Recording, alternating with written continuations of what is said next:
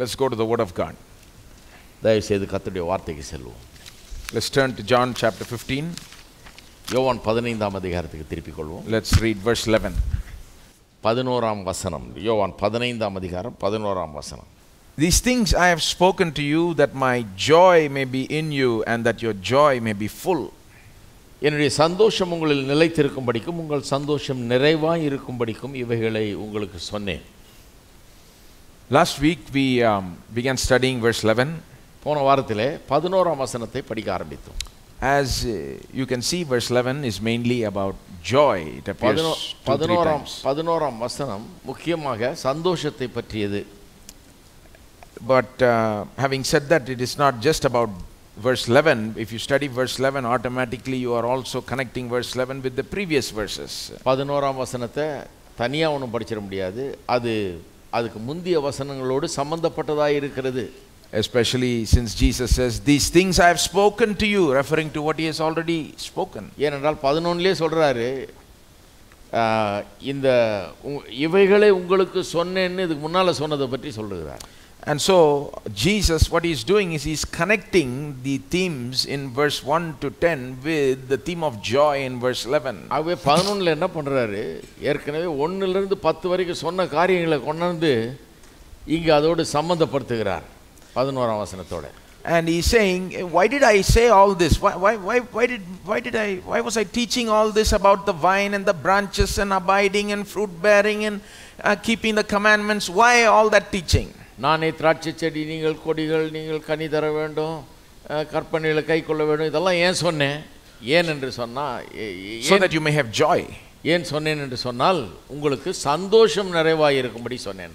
This statement in verse 11 we saw last week is a very important statement. It gives the purpose for the previous 10 verses at least. 11ஆம் வசனம் கடந்த 10 வசனங்களுக்கு இருக்கிற நோக்கத்தை நமக்கு சொல்லுகிறது.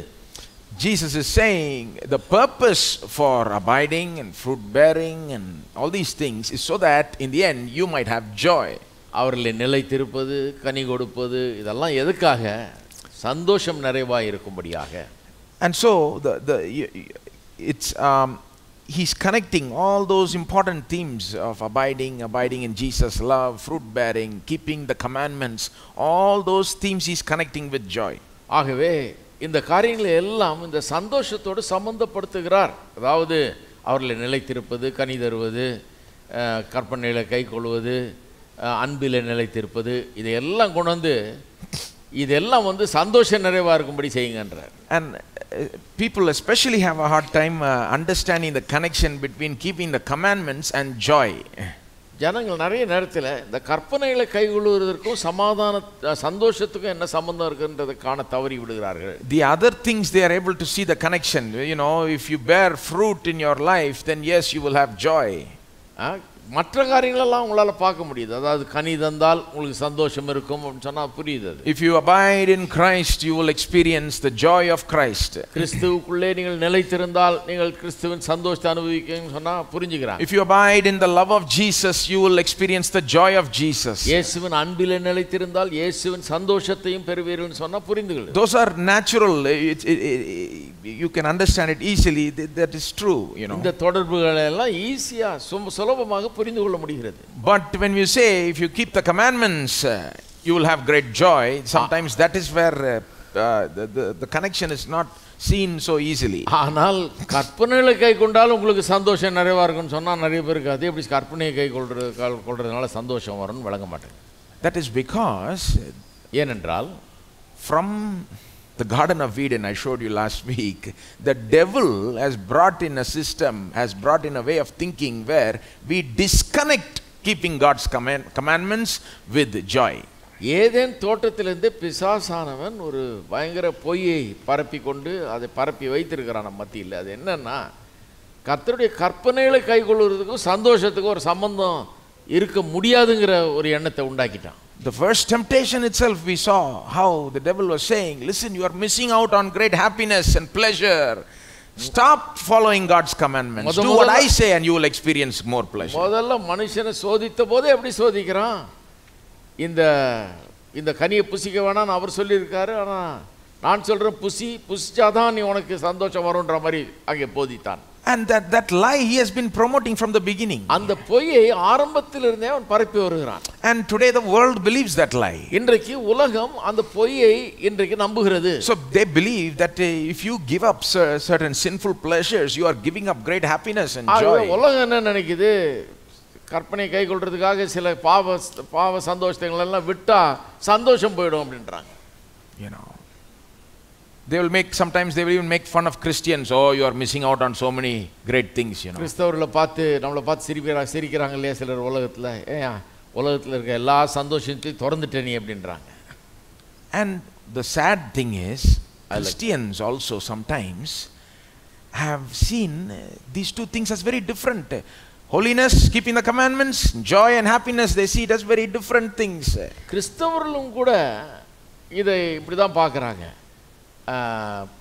பரிசுத்தம் கற்பனையில கை கொள்வது ஒரு பக்கம், இங்க கற்பனையில கை கொள்றதுனால சந்தோஷம் வருதுங்கிறது அதோட சம்பந்தப்படுத்த மாட்டேங்கிறாங்க.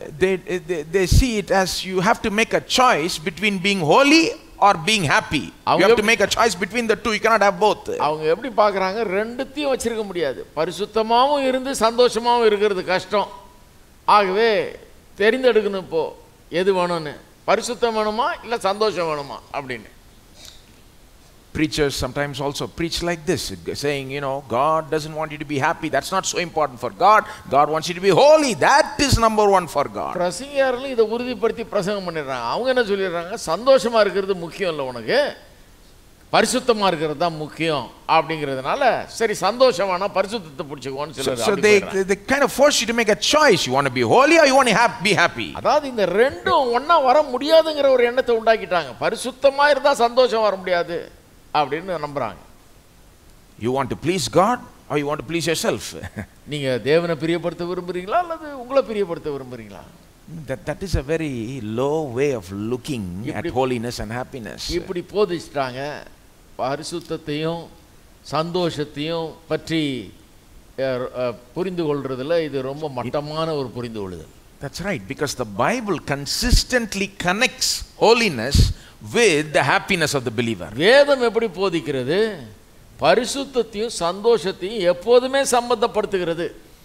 What the devil has done and what the world has believed and even some Christians have believed and promoted is a lie, that holiness is different, happiness is different. பரிசுத்தம் வேற சந்தோஷம் வேற அப்படின்னு பிசாசு பரப்பி எல்லா இடத்துலையும் அந்த தவறான எண்ணத்தை நிரப்பி வச்சிருக்கிறானே, அது முற்றிலும் தவறு. வேதம் பரிசுத்தம் வேற சந்தோஷம் வேறன்னு சொல்ல, பரிசுத்தத்தின் மூலமா தான் சந்தோஷமே வருதுன்னு சொல்றான். Jesus is very clearly saying here, listen, I've told you these things, and he surely means the previous verse in verse 10. I told you verse 10. இயேசு திட்டவட்டமா சொல்றாரு, இவைகளை உங்களுக்கு சொன்னேன். He includes verse 10 in that. 10ஆம் வசனத்தை அதுல சேர்க்கிறாரு. And verse 10 is talking about keeping the commandments. 10ஆம் வசனம் என்ன சொல்லுது, கற்பனைகளை கைக்கொள்ளுகிறத பற்றி சொல்கிறது. Jesus is saying, I've told you to keep my commandments. Why? So that you may have my joy and that it may become full. என்னுடைய கற்பனைகளை கைக்கொள்ள சொன்னேன், ஏன்னா நீங்கள் என்னுடைய சந்தோஷத்தை உடையவர்களா இருக்கும், அந்த சந்தோஷம் நிறைவாய் இருக்க வேண்டும் என்கிறார். He's very clearly saying, you know, I'm telling you to keep my commandments, not so you will miss out on some pleasure and happiness and satisfaction. No. So that you will have the greatest possible pleasure, happiness and satisfaction. அவர் என்ன சொல்றாரு, என் கற்பனைகளை நான் கைக்கொள்ள சொல்றேன். ஏன் கைக்கொள்ள சொல்றேன்? கற்பனைகளை கைக்கொண்டா உன் சந்தோஷம் போயிடுங்கிறதுனால அல்ல, கற்பனைகளை கைக்கொள்றதன் மூலமாக தான் சந்தோஷமே நிறைவாக முடியும். I've told you to keep my commandments, not to make you miss out on the best life possible, but so that you can actually have the best life possible. கற்பனைகளை கைக்கொள்ளுங்கள்னு ஏன் சொல்றேன்? சந்தோஷத்தை எல்லாம் திறந்துறதுக்காக, கற்பனைகளை கைக்கொள்றது மூலமா சந்தோஷத்தை எல்லாம் திறக்கணுன்றதுக்காக அல்ல, கற்பனைகளை கைக்கொள்றதன் மூலமாக தான் நான் உங்களுக்காக வைத்திருக்கிற சிறந்த சந்தோஷங்களை நீங்கள் அடைய முடியும்ன்றார். Keep the commandments so that you can have joy, my joy, full joy. கற்பனைகளை கைக்கொள்ளுங்கள், உங்கள் சந்தோஷம் நிறைவாய் இருக்கும்படின்றார். You see, That's a very different way of looking at the commandments, isn't it? கற்பனைகளை பார்க்கிறது வித்தியாசமான ஒரு வழி அது. You know, this is not just taught here, it's taught in other places in the Bible. இது இங்க மட்டும் போதிக்கப்படல, மற்ற இடங்களிலும் போதிக்கப்படுகிறது. I showed you Psalm 1 last week. சங்கீதம் 1 உங்களுக்கு காண்பித்தேன். But I want to show another example this week. இந்த வாரம் இன்னொரு உதாரணத்தை உங்களுக்கு காண்பிக்க போறேன். You know, this week we are reviewing last week plus adding some other support from scripture, and then we'll move on to the rest of the verse 11. போன வாரத்தில் சொன்னதை இப்போ சொன்னேன், அதோட இன்னும் சில ஆதாரங்களை உங்களுக்கு சேர்க்கிறேன். சந்தோஷமும் கற்பனையில் கை கொள்ளுகிறதும் ஒன்றோடு பொத்து போகிறது என்று இந்த வாரம் அதை ஆதாரங்களை சேர்க்கிறேன். Further see verse 11. அதன் பிறகு இன்னும் கொஞ்சம் பார்ப்போம் 11ஆம் வசனம். So you know, Jesus is saying, listen, keep the commandments so that you'll have more joy. இயேசு என்ன சொல்லுகிறார்? கற்பனையில் கை கொள்ளுங்கள், உங்கள் சந்தோஷம் நிறைவாயிருக்கும்ன்றார். Can you see how he is motivating us to keep the commandments? எப்படி கற்பனைகளை கை கொள்வதற்கு நம்மை ஊக்குவிக்கிறார் என்பதை கவனிக்க வேண்டும். And you know, you go to Deuteronomy. உபாகமத்துக்கு போங்க. Deuteronomy does the same thing. உபாகமம் அதான் சொல்லுது. Remember what Deuteronomy, what kind of book it is? உபாகமம் எப்படிப்பட்ட ஒரு புத்தகம் என்பதை பாருங்க. Deuteronomy is where Moses is giving his last great sermon, interpreting the law of God, the 10 commandments given on Mount Sinai. Mount சைனாயில், அதாவது சீனாய் மலையிலே கொடுக்கப்பட்ட 10 கற்பனையினுடைய அர்த்தங்களை விளக்கி ஒரு கடைசி பிரசங்கம் ஒன்று பண்றாரு. It is like மோசே. அதான் உபாகமம். Deuteronomy is Moses' great sermon on the 10 commandments. 10 கற்பனைகளை விளக்கி போதிக்கும் ஒரு போதனை, மோசேனுடைய போதனை தான் உபாகமம். On 10 commandments and other commandments. மற்ற கற்பனைகளும் கொண்டாடுறாரு. Right? So I want you to notice one trend, the way Moses tells people to keep the commandments. எப்படி கற்பனைகளை கைக்கொள்ள சொல்லி அங்க சொல்றாருன்றதை கவனிங்க. Deuteronomy chapter 12, 12ஆம் அதிகாரம், உபாகமம் 12ஆம் அதிகாரம், verse 28. 28ஆம் வசனம் பாருங்க. You know, by the way, Jesus knew Deuteronomy very well. இயேசு உபாகமத்தை நல்லா அறிந்து வைத்திருந்தார். Deuteronomy becomes a very important book for the rest of the Bible. உபாகமம் மீதியுள்ள வேத புத்தகத்துக்கு ரொம்ப முக்கியமான ஒரு புத்தகம். For the Old Testament and for the New Testament. பழைய ஏற்பாட்டுக்கும் சரி புதிய ஏற்பாட்டுக்கும் சரி உபாகமம் ஒரு அடிப்படையாக இருக்கிறது. Do you remember how Jesus defeated the devil's temptation in the wilderness? ஞாபகம் இருக்கா உங்களுக்கு? பிசாசு சோதித்த போது இயேசுவை எப்படி இயேசு பிசாசை மேற்கொண்டார் என்று? When the devil tempted Jesus, how did he defeat him? இயேசுவை பிசாசு சோதித்த போது எப்படி அவனை மேற்கொண்டார்? He quoted scripture, right? வசனத்தை சொன்னாரு. Where is that scripture from? அந்த வசனம் எங்க இருந்து வருது? They are all from the book of Deuteronomy. 3 தடவையும் உபாகமத்தில இருந்து தான் கோட் பண்றாரு. So Jesus knows the book of Deuteronomy very well. உபாகம புத்தகத்தை நல்லா புரிஞ்சு வச்சிருக்காரு. Deuteronomy chapter 12 verse 28. உபாகமம் 12ஆம் அதிகாரம் 28ஆம் வசனத்தை கவனியுங்கள். Moses says, "Be careful to obey all these words that I command you, so that it may go well with you and with your children after you forever, when you do what is good and right in the sight of the Lord your God." மோசே சொல்றாரு, கவனிங்க, நீ உன் தேவனாய கர்த்தரின் பார்வைக்கு நன்மையும் செம்மையுமானதை செய்வதனால் நீயும் உனக்கு பின்வரும் உன் பிள்ளைகளும் என்றென்றைக்கும் நன்றாயிருக்கும்படி நான் உனக்கு கற்பிக்கிற இந்த எல்லா வார்த்தைகளையும் நீ கவனித்து கேள். You see that line, so that it may go well with you. உன்னை நன்றாயிருக்கும்படின்னு ஒரு வார்த்தை யூஸ் பண்றாரு பாருங்க. That is very important word. So that means, here is the, you know, be careful to do the commandments so that this can happen, so that you can go, everything will go well with you. அந்த வார்த்தையை கவனிங்க, நன்றாயிருக்கும்படிக்கு அப்படின்னா கற்பனைகளை கை கொள்ளுங்கள், ஏன்னா நன்றாயிருக்கும்படிக்கு அதை செய்யுங்கன்ற. It's again a purpose statement. இது மறுபடியும் நோக்கத்தை அறிவிக்கிறது நமக்கு. Why should you be careful to do the commandments? ஏன் கற்பனைகளை கை கொள்ள கவனமாக இருப்பது அவசியம்? What is the purpose? ஏன் என்ன நோக்கம்? Purpose is so that you can be well, everything may go well with you. உங்களுக்கு எல்லாம் நன்றாயிருக்கும்படிக்கு, அதான் நோக்கம். Can you see, it's very similar to Jesus' statement, "These things I have spoken to you so that you can have my joy." இவைகளெல்லாம் நான் உங்களுக்கு ஏன் சொன்னேன்? உங்களுக்கு சந்தோஷம் நிறைவாயிருக்கும்படி. Looks very similar, doesn't it? ஒரே மாதிரி இருக்கு பாருங்க, அங்கே சொல்றதும் அங்க சொல்றதும். So that it may go well with you. மோசே சொல்றது உனக்கு எல்லாம் நன்றாயிருக்கும்படி. Notice the way of motivation to keep God's commandments. தேவனுடைய கற்பனைகளை கைக்கொள்ள எப்படிப்பட்ட ஊக்கத்தை அவர் தருகிறார்னு கவனிங்க. He's saying, be careful to do everything so that everything will go well with you. கர்த்தரின் பார்வைக்கு நன்மையும் செம்மையுமானதை செய்ய கவனமா இருந்தார். ஏன்னா எல்லாம் உனக்கு நன்றாக இருக்கும்படி. That it may go well with you means everything is included in that, so that you will be successful, prosperous, happy, joyful, satisfied. நன்றாக இருக்கும்படிக்கு என்று சொன்னால் வெற்றிகரமாக இருக்கும்படி, சந்தோஷமாக இருக்கும்படி, நல்ல ஒரு வாழ்க்கை வாழும்படி, மகிழ்ச்சியாக இருக்கும்படி, திருப்தியாக இருக்கும்படி. You know, we ask a lot of people, how are you doing? சிலரை கேட்குறோம் எப்படி இருக்கீங்கன்னு. They will say, I'm doing well, brother. நன்றாக இருக்கிறேன்னுவாங்க. Most times we won't even ask anything after that. அது அவங்க சொன்ன பிறகு நம்ம வேறு எதுவும் கேட்கறது இல்லை. But have you noticed, for people we really care about, ஆனால் உண்மையாகவே சிலரை குறித்து நாம் உண்மையாக கரிசனை உள்ளவர்களாக இருக்கும்போது, when we say how are you doing, எப்படி இருக்கீங்கன்னு கேட்கும்போது, and they say I'm doing well, நல்லா இருக்கேன்னு அவங்க சொல்லும்போது, sometimes we may say, are you happy, are you satisfied, you know, everything is going well. நம்ம சில நேரம் என்ன சொல்கிறோம், நன்றாக இருக்கிறேன்னு அவங்க சொல்கிறாங்க, உடனே நம்ம என்ன சொல்கிறோம், சந்தோஷமாக இருக்கீங்களா, எல்லாம் நல்லா போயிட்டு இருக்கா, எல்லாம் நலமா இருக்குதா, no problems, right? ஒரு பிரச்சனை இல்லையா, right? For people we really care about, we really mean it, you know.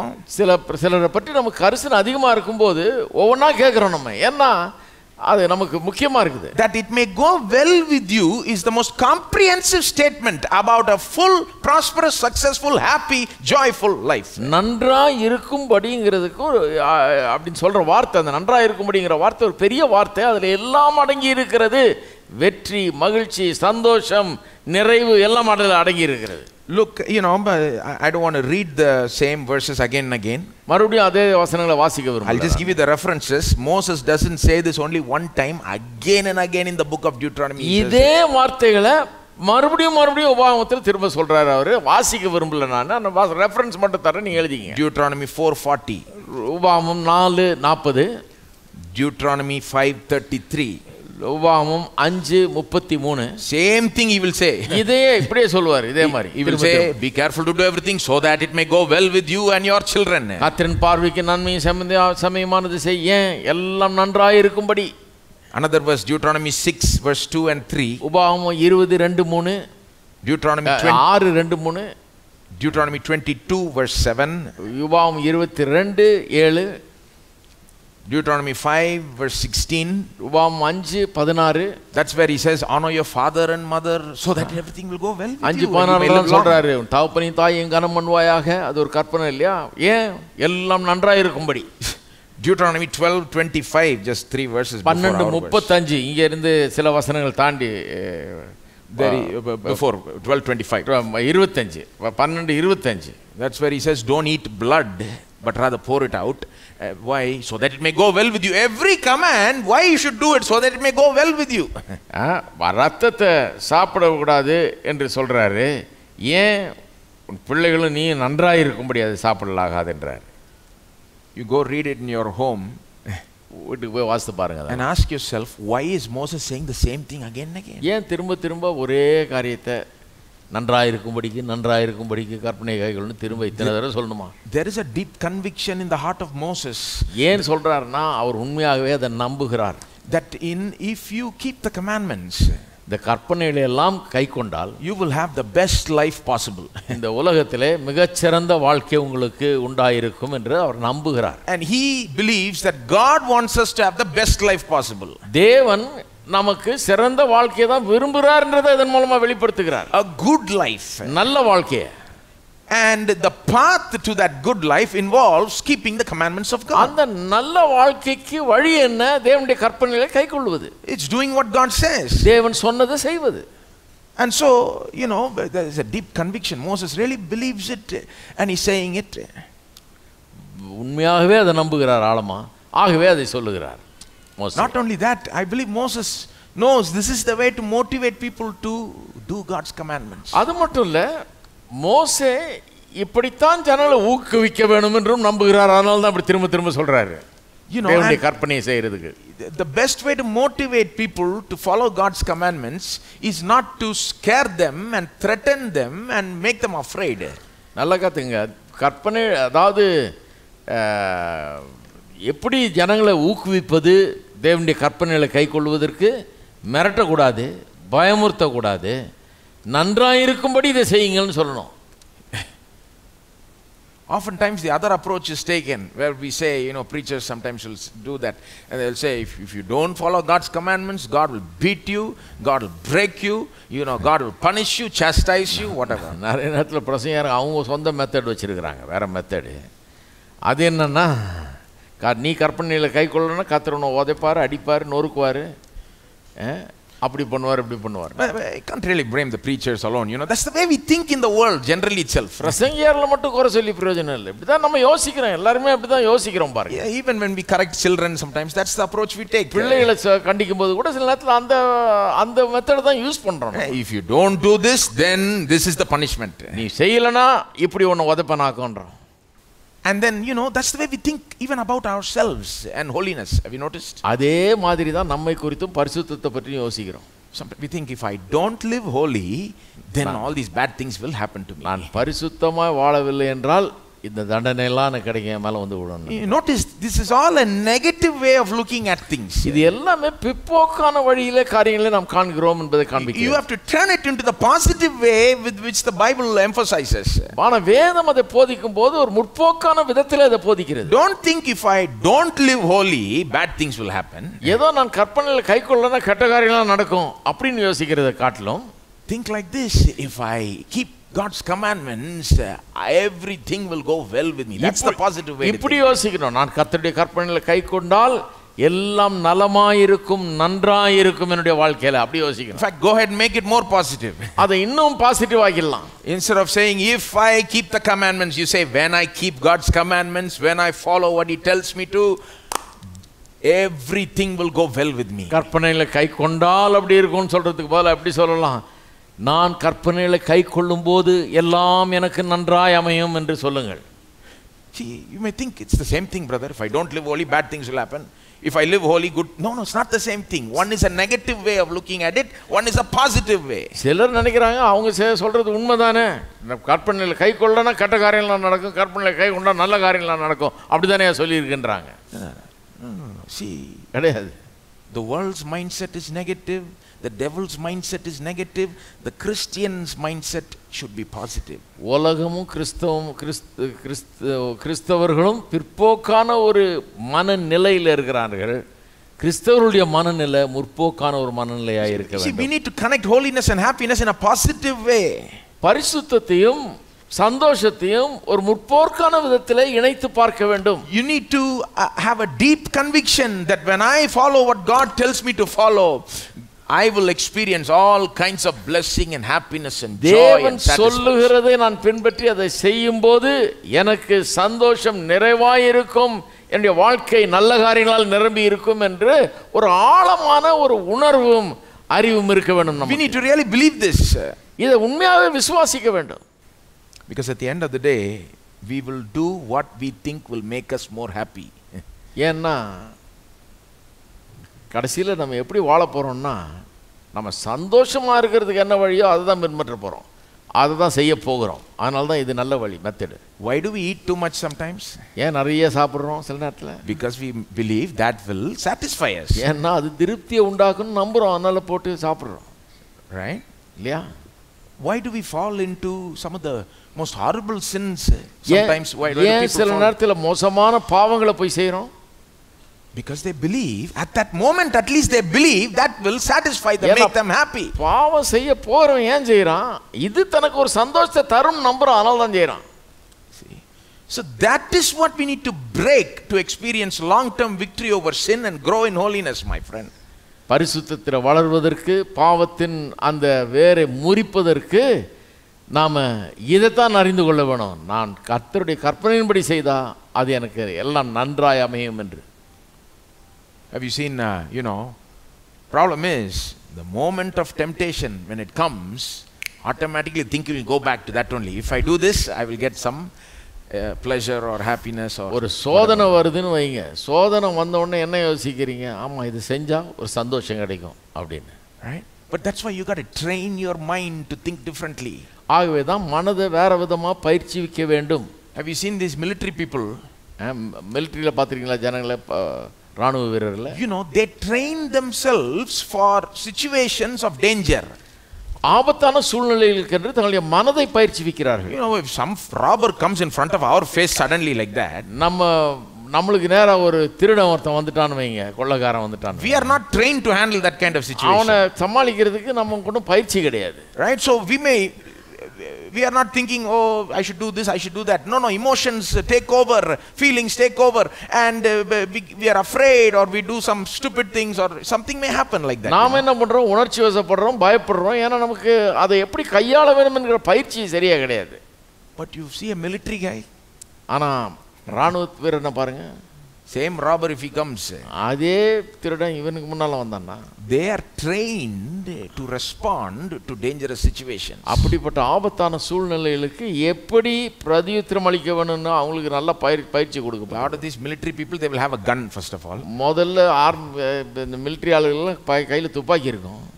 And they will keep it close by even if they are sleeping. தூங்கும்போது கூட பக்கத்துல தான் வச்சு தூங்குறான். And if some fellow comes, their reflex itself, their instant reaction is to take the gun and go. Not first get afraid. யாரா வந்துட்டான்னு தெரிஞ்சதுன்னா உடனே அவன் கை நேர துப்பாக்கி தான் போகுது. உடனே training. அது என்ன பயிற்சி? See, our gun is the truth. நம்முடைய துப்பாக்கி வந்து சத்தியம். What is the truth? நம்முடைய சத்தியம் என்ன? The truth is sin will not make me happy, God will make me happy. சத்தியம் என்ன? பாவம் என்னை சந்தோஷப்படுத்தாது, கற்பனைகளை கைக்கொள்வது தான் எனக்கு சந்தோஷத்தை நிறைவாக்கும். Now you've got to meditate on this truth. இந்த சத்தியத்தை நாம் தியானிக்க வேண்டும். It has to go deep inside of you, ஆழமாய் நமக்குள்ள அது செல்ல வேண்டும். so that you don't have to think much to bring this truth. No, so that it's almost your instant reaction. When temptation comes, you have to train yourself to instantly think this. No, this will not make me happy, God will make me happy. ஆழமாய் இதை சிந்தித்து மனதிலே வைப்போம் என்றால் சோதனை வரும்போது ரொம்ப நேரம் ஆகாது இதை மனசுல வைக்கிறதுக்கு, கொண்டு வர்றதுக்கு. சோதனை வரும்போதே அடுத்த வினாடியே நம்முடைய மனதில் என்ன வரும்? கர்த்தருடைய கற்பனையின்படி நான் செஞ்சாதான் எனக்கு எல்லாம் நல்லா நடக்கும் அப்படிங்கிறத மனசுல வரும். So training, my friend. ஆகவே பயிற்சி, meditation on this truth, இந்த சத்தியத்தை தியானிக்கும் பயிற்சி. and we can respond like Jesus responded to the devil's. இயேசு பிசாசுக்கு எப்படி பிரதியுத்தரம் சொன்னாரோ அது போல சொல்ல முடியும். God wants us to be happy, to have the greatest joy possible. தேவன் நாம் ஹாப்பியா இருக்கணும்னு விரும்புகிறார். அந்த சந்தோஷம் நிறைவாக இருக்க வேண்டும் என்று விரும்புகிறார். God is not trying to steal our joy. உங்க சந்தோஷத்தை பறிக்கிறதுக்கு அவர் முயற்சிக்கல. The devil is the one trying to do that. பிசாசானவன் தான் சந்தோஷத்தை பறிக்க முயற்சிக்கிறான். Through lies and deception. எல்லா பொய்யினாலும் வஞ்சனையினாலும் அதை பறிக்க முயற்சிக்கிறான். But God is trying to give us maximum joy. தேவன் நமக்கு எவ்வளவு அதிகமா சந்தோஷமா தர முடியுமோ, எவ்வளவு நிறைவாக தர முடியுமோ அதை தர விரும்புகிறார். But the path to maximum joy involves keeping God's commandments. ரொம்ப சந்தோஷம் நிறைவாய் இருப்பதற்கு வழி என்ன? தேவனுடைய கற்பனைகளை கைக்கொள்வது. We saw this a little bit last week. இதை போன வாரம் கொஞ்சம் பார்த்தோம். Now let me continue. இன்னும் கொஞ்சம் பார்க்கலாம். There are many elements in verse 11. Go back to John 15 verse 11 that we have not seen. யோவான் 15:11 இன்னும் சில காரியங்கள்லாம் இருக்கு பாருங்க. Jesus is really trying to motivate us. இயேசு நம்மை ஊக்குவிக்க விரும்புகிறார். Jesus is a great motivator. அவர் ரொம்ப ஊக்குவிக்கிறவர். And he says, listen, I'm telling you all this so that in the end you will have more joy. இதெல்லாம் ஏன் உங்களுக்கு சொல்லுகிறேன்? உங்களுக்கு சந்தோஷம் நிறைவா இருக்கும்படி. And not just the way he puts it is, he doesn't just say so that you will have joy. Look at verse 11 again. பாருங்க 11ஆம் வசனத்தை பாருங்க. வெறும் இதெல்லாம் செஞ்சீங்கன்னா சந்தோஷமா இருப்பீங்கன்னு சொல்லல. He puts it in a certain way. He says, these things I have spoken to you that my joy may be in you. என்னுடைய சந்தோஷம் உங்களில் நிறைவாய் இருக்கும்படிக்கும், உங்கள் சந்தோஷம் நிறைவாய் இருக்கும்படிக்கும், என்னுடைய சந்தோஷம் உங்களில் நிலைத்திருக்கும்படிக்கும், உங்கள் சந்தோஷம் நிறைவாய் இருக்கும்படிக்கும் இவைகளை உங்களுக்கு சொன்னேன்ற. I want you to focus on that my joy. என்னுடைய சந்தோஷம்னு சொல்றார் பாருங்க, அதை கொஞ்சம் கவனிங்க. இப்போ Jesus not only wants you to have joy, he wants you to have his joy. சந்தோஷம் உங்களுக்கு இருக்கணும்னு விரும்புகிறது மட்டுமல்ல, அவருடைய சந்தோஷத்தை நீங்கள் உடையவளாய் இருக்க வேண்டும் என்று அவர் விரும்புகிறார். The joy of Jesus. இயேசுவினுடைய சந்தோஷம். Jesus has joy. இயேசுவுக்கு சந்தோஷம் இருக்கிறது. Now have you ever thought about that? இயேசுவினுடைய சந்தோஷத்தை பற்றி யோசிச்சிருக்கீங்களா? Have you ever thought of, first of all, have you ever thought of God having joy? தேவன் சந்தோஷத்தை உடையவராய் இருக்கிறார் என்பதை யோசித்து பார்த்திருக்கீங்களா? We think a lot of thoughts about God. தேவனை பற்றி நிறைய யோசிக்கிறோம் நம்ம. But have you ever thought that God has joy? தேவனுக்கு சந்தோஷம் இருக்கிறது என்பதை நினைச்சு பார்த்திருக்கீங்களா? Yes, we say the joy of the Lord is our strength. நம்ம சொல்றோம் ஆமா கர்த்தருடைய சந்தோஷம் என்னுடைய பலனாய் இருக்கிறதுன்னு. But have you ever stopped and thought about it? ஆனால் கொஞ்சம் நின்னு அதை பற்றி யோசித்து பார்த்திருக்கீங்களா? You know, the Bible many places talks about the joy or the happiness of God. தேவனுடைய சந்தோஷத்தை குறித்து வேதம் பல இடங்களில் பேசுகிறது. Before talking about the joy of Jesus, let me just give you a few verses from the Old Testament which talk about the joy of God. இயேசுவினுடைய சந்தோஷத்தை பற்றி பேசுறதுக்கு முன்னால தேவனுடைய சந்தோஷத்தை பற்றி முதல்ல உங்களுக்கு சொல்றேன். You know, like some famous passages are there, like for example Zephaniah 3:17. சில பிரபலமான வேத பகுதிகள் இருக்கிறது. உதாரணத்திற்கு ஜெபனியா 3:17. You would have heard of these kinds of passages. இந்த மாதிரி பகுதிகளை நீங்க வாசித்திருக்கலாம். Right? It says, the Lord your God is in your midst, a mighty one who will save. He will rejoice over you with gladness. தேவனாகிய கர்த்தர் உன் நடுவில் இருக்கிறார். அவர் வல்லமையுள்ளவர். அவர் ரட்சிப்பார். அவர் உன் பேரில் சந்தோஷமாய் மகிழ்ந்து தம்முடைய அன்பு நிமித்தம் அமர்ந்திருப்பார். அவர் உன் பேரில் கம்பீரமாய் களி கூறுவார். 2 sentences there talks about God's joy. 2 வரிகள் அங்கே தேவனுடைய சந்தோஷத்தை குறித்து பேசுகிறது. One is, it says he will rejoice over you with gladness. அவர் உங்கள் பேரில் களி கூறுவார், சந்தோஷமாய் மகிழ்வார்னு சொல்லியிருக்கு. Who is rejoicing here? யார் இங்கே சந்தோஷப்படுறது? I mean, when you read the Bible, வேதத்தை வாசிக்கும் போது picture what you're reading. நீங்க வாசிக்கிறதை ஒரு காட்சியாக பாருங்கள். Try to see it like a picture. ஒரு காட்சியை போல காணுங்கள். Then only the words will come alive to you. அப்பதான் அந்த வார்த்தைகள் நல்லா வரும் உங்களுக்கு. என்னன்னு புரியும். He will rejoice. It says God will rejoice over you with gladness. அவர் உன் பேரிலே சந்தோஷமாய் மகிழ்வாராம். And then the next sentence, look at that. அடுத்த வரியை பாருங்க. He will quiet you by his love, and then he will exult over you with loud singing. அவர் உன் பேரில் கம்பீரமாய் களி கூறுவார். Oh, it doesn't come out as singing. Okay. Well, that's how some translations put it. He will exult over you with loud singing. சில மொழிபெயர்ப்புகளில் இப்படி தான் வருது. அவர் உன் மேல களி கூர்னை பற்றி களி கூர்ந்து பாடுவார்னு வருது. Who? யாரு? God. தேவன். Just picture that. நல்லா கொஞ்சம் ஒரு காட்சியை போல அதை காணுங்க. Use your imagination to picture what the Bible says about God. கற்பனையை பயன்படுத்தி வேதம் என்ன சொல்லுது அவருடைய மகிழ்ச்சியை குறித்துன்னு கொஞ்சம் கற்பனை பண்ணி பாருங்க. We are using our imagination to picture all kinds of things. எல்லா விதமான காரியத்தையும் கற்பனை பண்றதுக்கு யூஸ் பண்றோம் இது இல்லையா? The devil tempts us to use the imagination to picture the wrong things. பிசாசானவன் தினந்தோறும் இந்த மனதை தவறான காரியங்களை கற்பனை பண்றதுக்கு நமக்கு சொல்லி தரான். But imagination is a powerful tool given by God so that you can imagine what is in the Bible. ஆனால் இமேஜினேஷன்ன்ற ஒரு வல்லமையான ஒரு கருவியை, இந்த கற்பனைங்கிற ஒரு கருவியை உங்களுக்கு கர்த்தர் மனதில் ஏன் வச்சிருக்கிறாரு? வசனம் சொல்லுகிற காரியங்களை காட்சியாய் காணும்படியாக. Can you imagine God rejoicing over you with gladness? தேவன் உங்கள் பேரிலே மகிழ்ந்து களி கூறுவதை நீங்கள் கற்பனை செய்து பார்க்க முடியுமா? Can you imagine God exulting over you with loud singing? தேவன் உங்கள் பேரிலே கம்பீரமாய் களி கூர்ந்து பாடுவதை நீங்கள் கற்பனை பண்ணி பார்க்க முடியுமா? Many people have never thought of God in that way. கர்த்தரை நிறைய பேர் அப்படி எண்ணி பார்த்ததே கிடையாது. அப்படி கர்த்தரை பற்றி யோசித்ததே கிடையாது. Instead their imaginations go exact opposite direction. அவருடைய கற்பனை நேர் எதிரா இருக்கும் பாத்தீங்கன்னா. They think of God as a very stern, angry person. கர்த்தர்னா உருன்னு இருப்பாருன்னு நினைச்சிட்டு இருக்காங்க அவங்க. Or they think he doesn't show anger, or this thing is a very like a stoic, showing no emotion, just very calm. அல்லது கோபமானவர்னு நினைக்கல, உருன்னு நினைக்கலன்னா எப்படி யோசிப்பாங்கன்னா ஒரு ஸ்டாய்க்னா எந்த ஒரு உணர்வும் இல்லாமல் அப்படியே ஒரு கல்லு மாதிரி இருப்பாரு.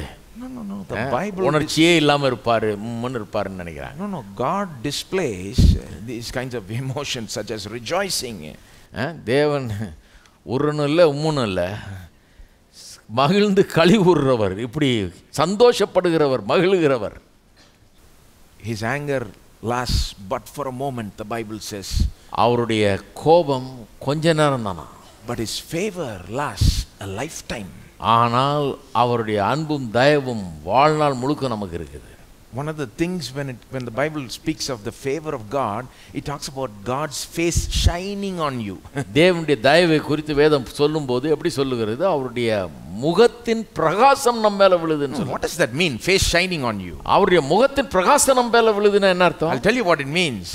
அது என்ன?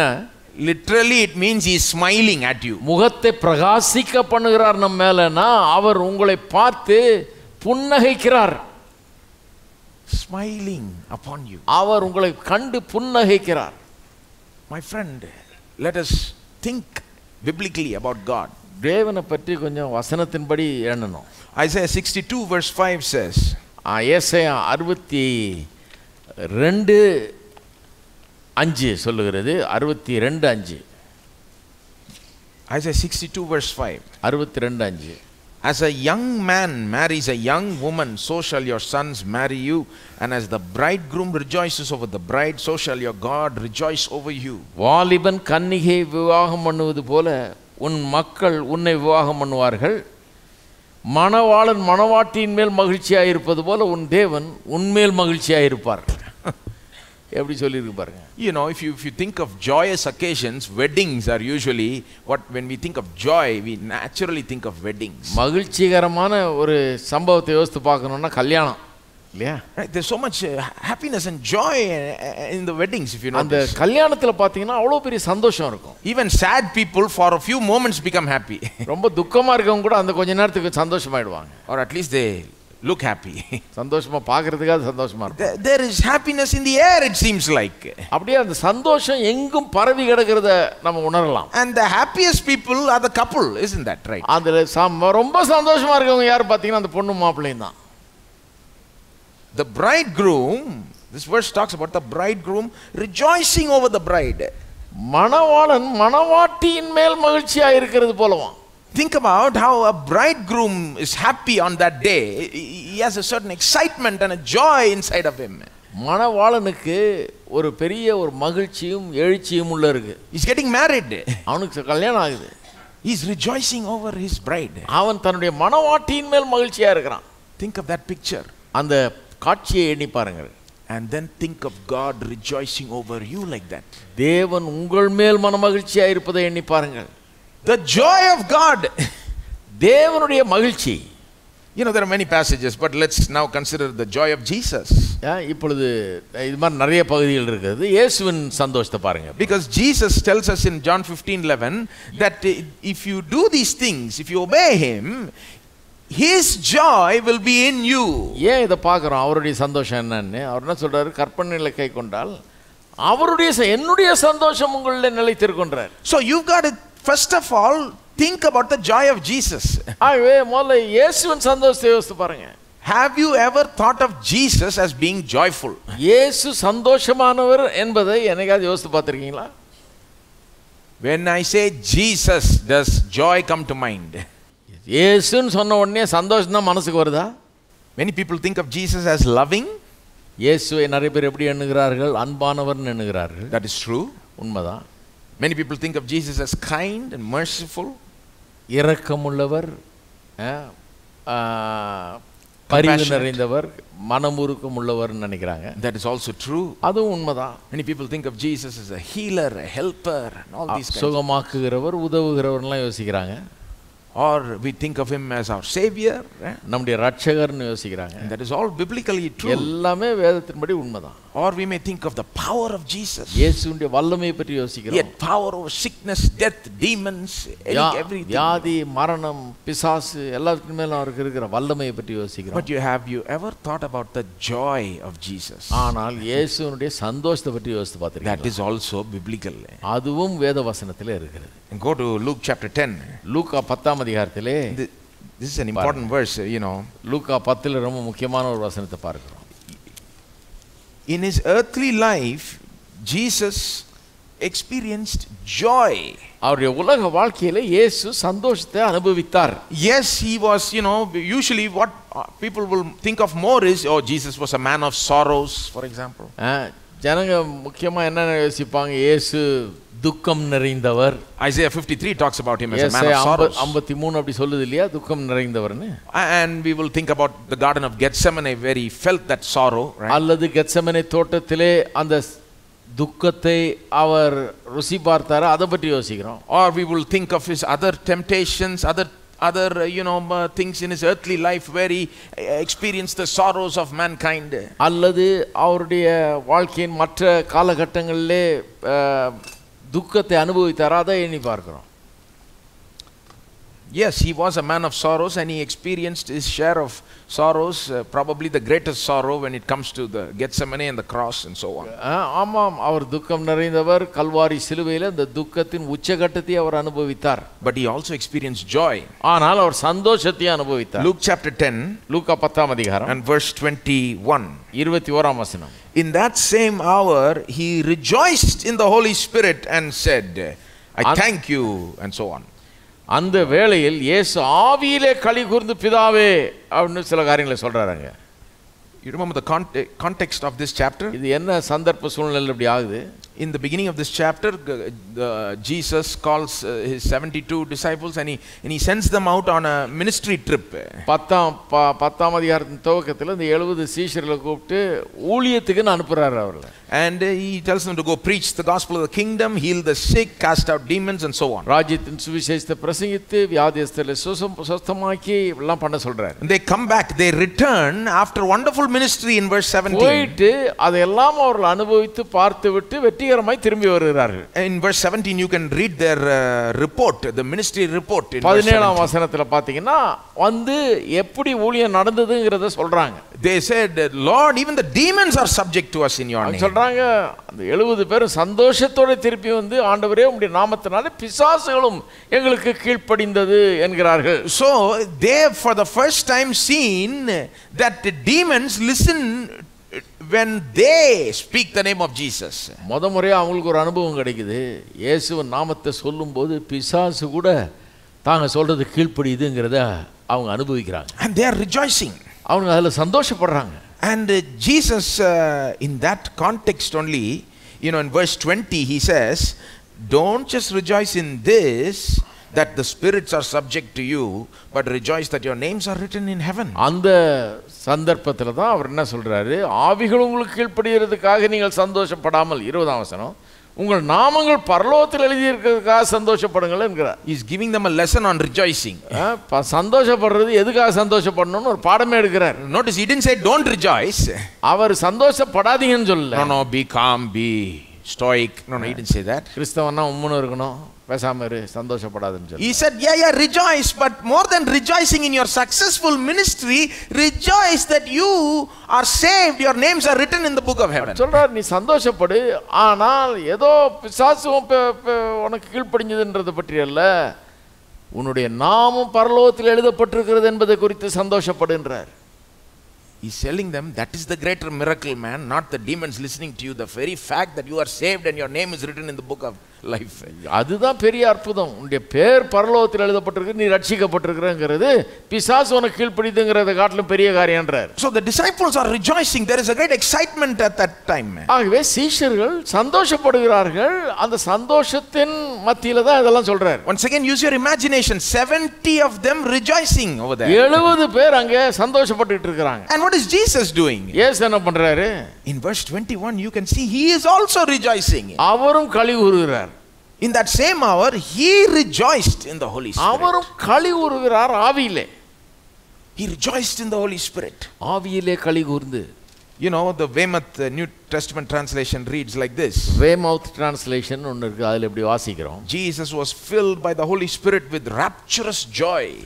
இயேசு அளவிடப்பட முடியாத, விவரிக்க முடியாத ஒரு சந்தோஷத்திலே மூழ்குகிறார் என்ற விதத்தில் சொல்லப்பட்டிருக்கு. The easy to read version translates it like this. Easy to read version ஒன்னு இருக்குது, அது இப்படி மொழிபெயர்க்கிறது. The Holy Spirit made Jesus feel very happy. பரிசுத்த ஆவியானவர் இயேசுவை மிகவும் சந்தோஷப்படுத்தினார் என்று மொழிபெயர்க்கிறது. Jesus at that moment he felt great happiness in his spirit. அந்த நேரத்திலே இயேசு பரிசுத்த ஆவியிலே மிகுந்த சந்தோஷம் அடைகிறார். And you can see, he says some things in that joy.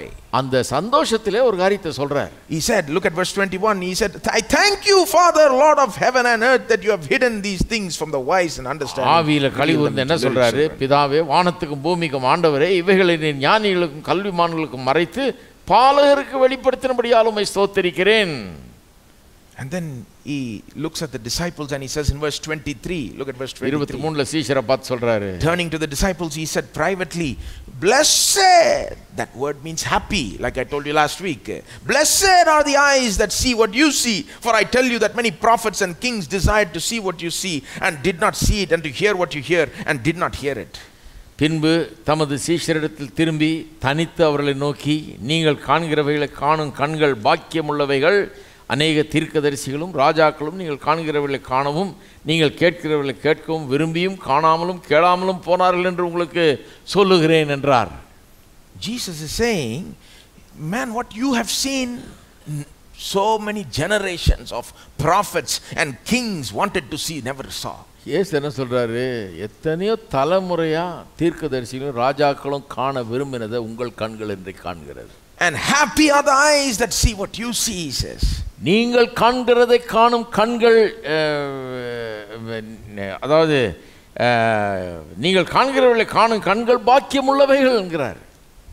And then look at, I hope you can again use your imagination and actually picture the passage, picture how it is happening at the moment. மறுபடியும் கற்பனை செய்து பாருங்கள், அந்த பகுதியிலே சொல்லப்படுகிற காரியங்களை காட்சியாய் காணுங்கள். Jesus is filled with so much joy that he spontaneously thanks God. I thank you, Father, for revealing these things to ordinary people. இயேசு அப்படியே சந்தோஷத்தினால் நிறைஞ்சு அப்படியே அதை கட்டுப்படுத்த முடியாமல் பிதாவை ஸ்தோத்திரிக்கிறார். And he looks at the disciples and said, do you know how blessed you are? அப்புறம் சீஷர்களை பார்த்து சொல்றாரு, நீங்க எவ்வளவு பாக்கியவான்கள் தெரியுமான்றாரு. Can you sense the excitement in Jesus? இயேசுவினுடைய அந்த பரவசத்தை நீங்கள் காண முடிகிறதா? You should not read this like this, இதை இப்படி வாசிக்க கூடாது. And Jesus said, he rejoiced in the Holy Spirit and said, I thank you, Father, Lord of heaven and earth, that you have hidden these things from the wise and understanding and revealed them to little children. இதை வாசிக்கிறதே வித்தியாசமாக வாசிக்கணும். இதை வாசித்துட்டு அந்த வேளையில் இயேசு ஆவியிலே களி கூர்ந்து, பிதாவே, வானத்துக்கும் பூமிக்கும் ஆண்டவரே, அப்படி வாசிக்கக்கூடாது. You have to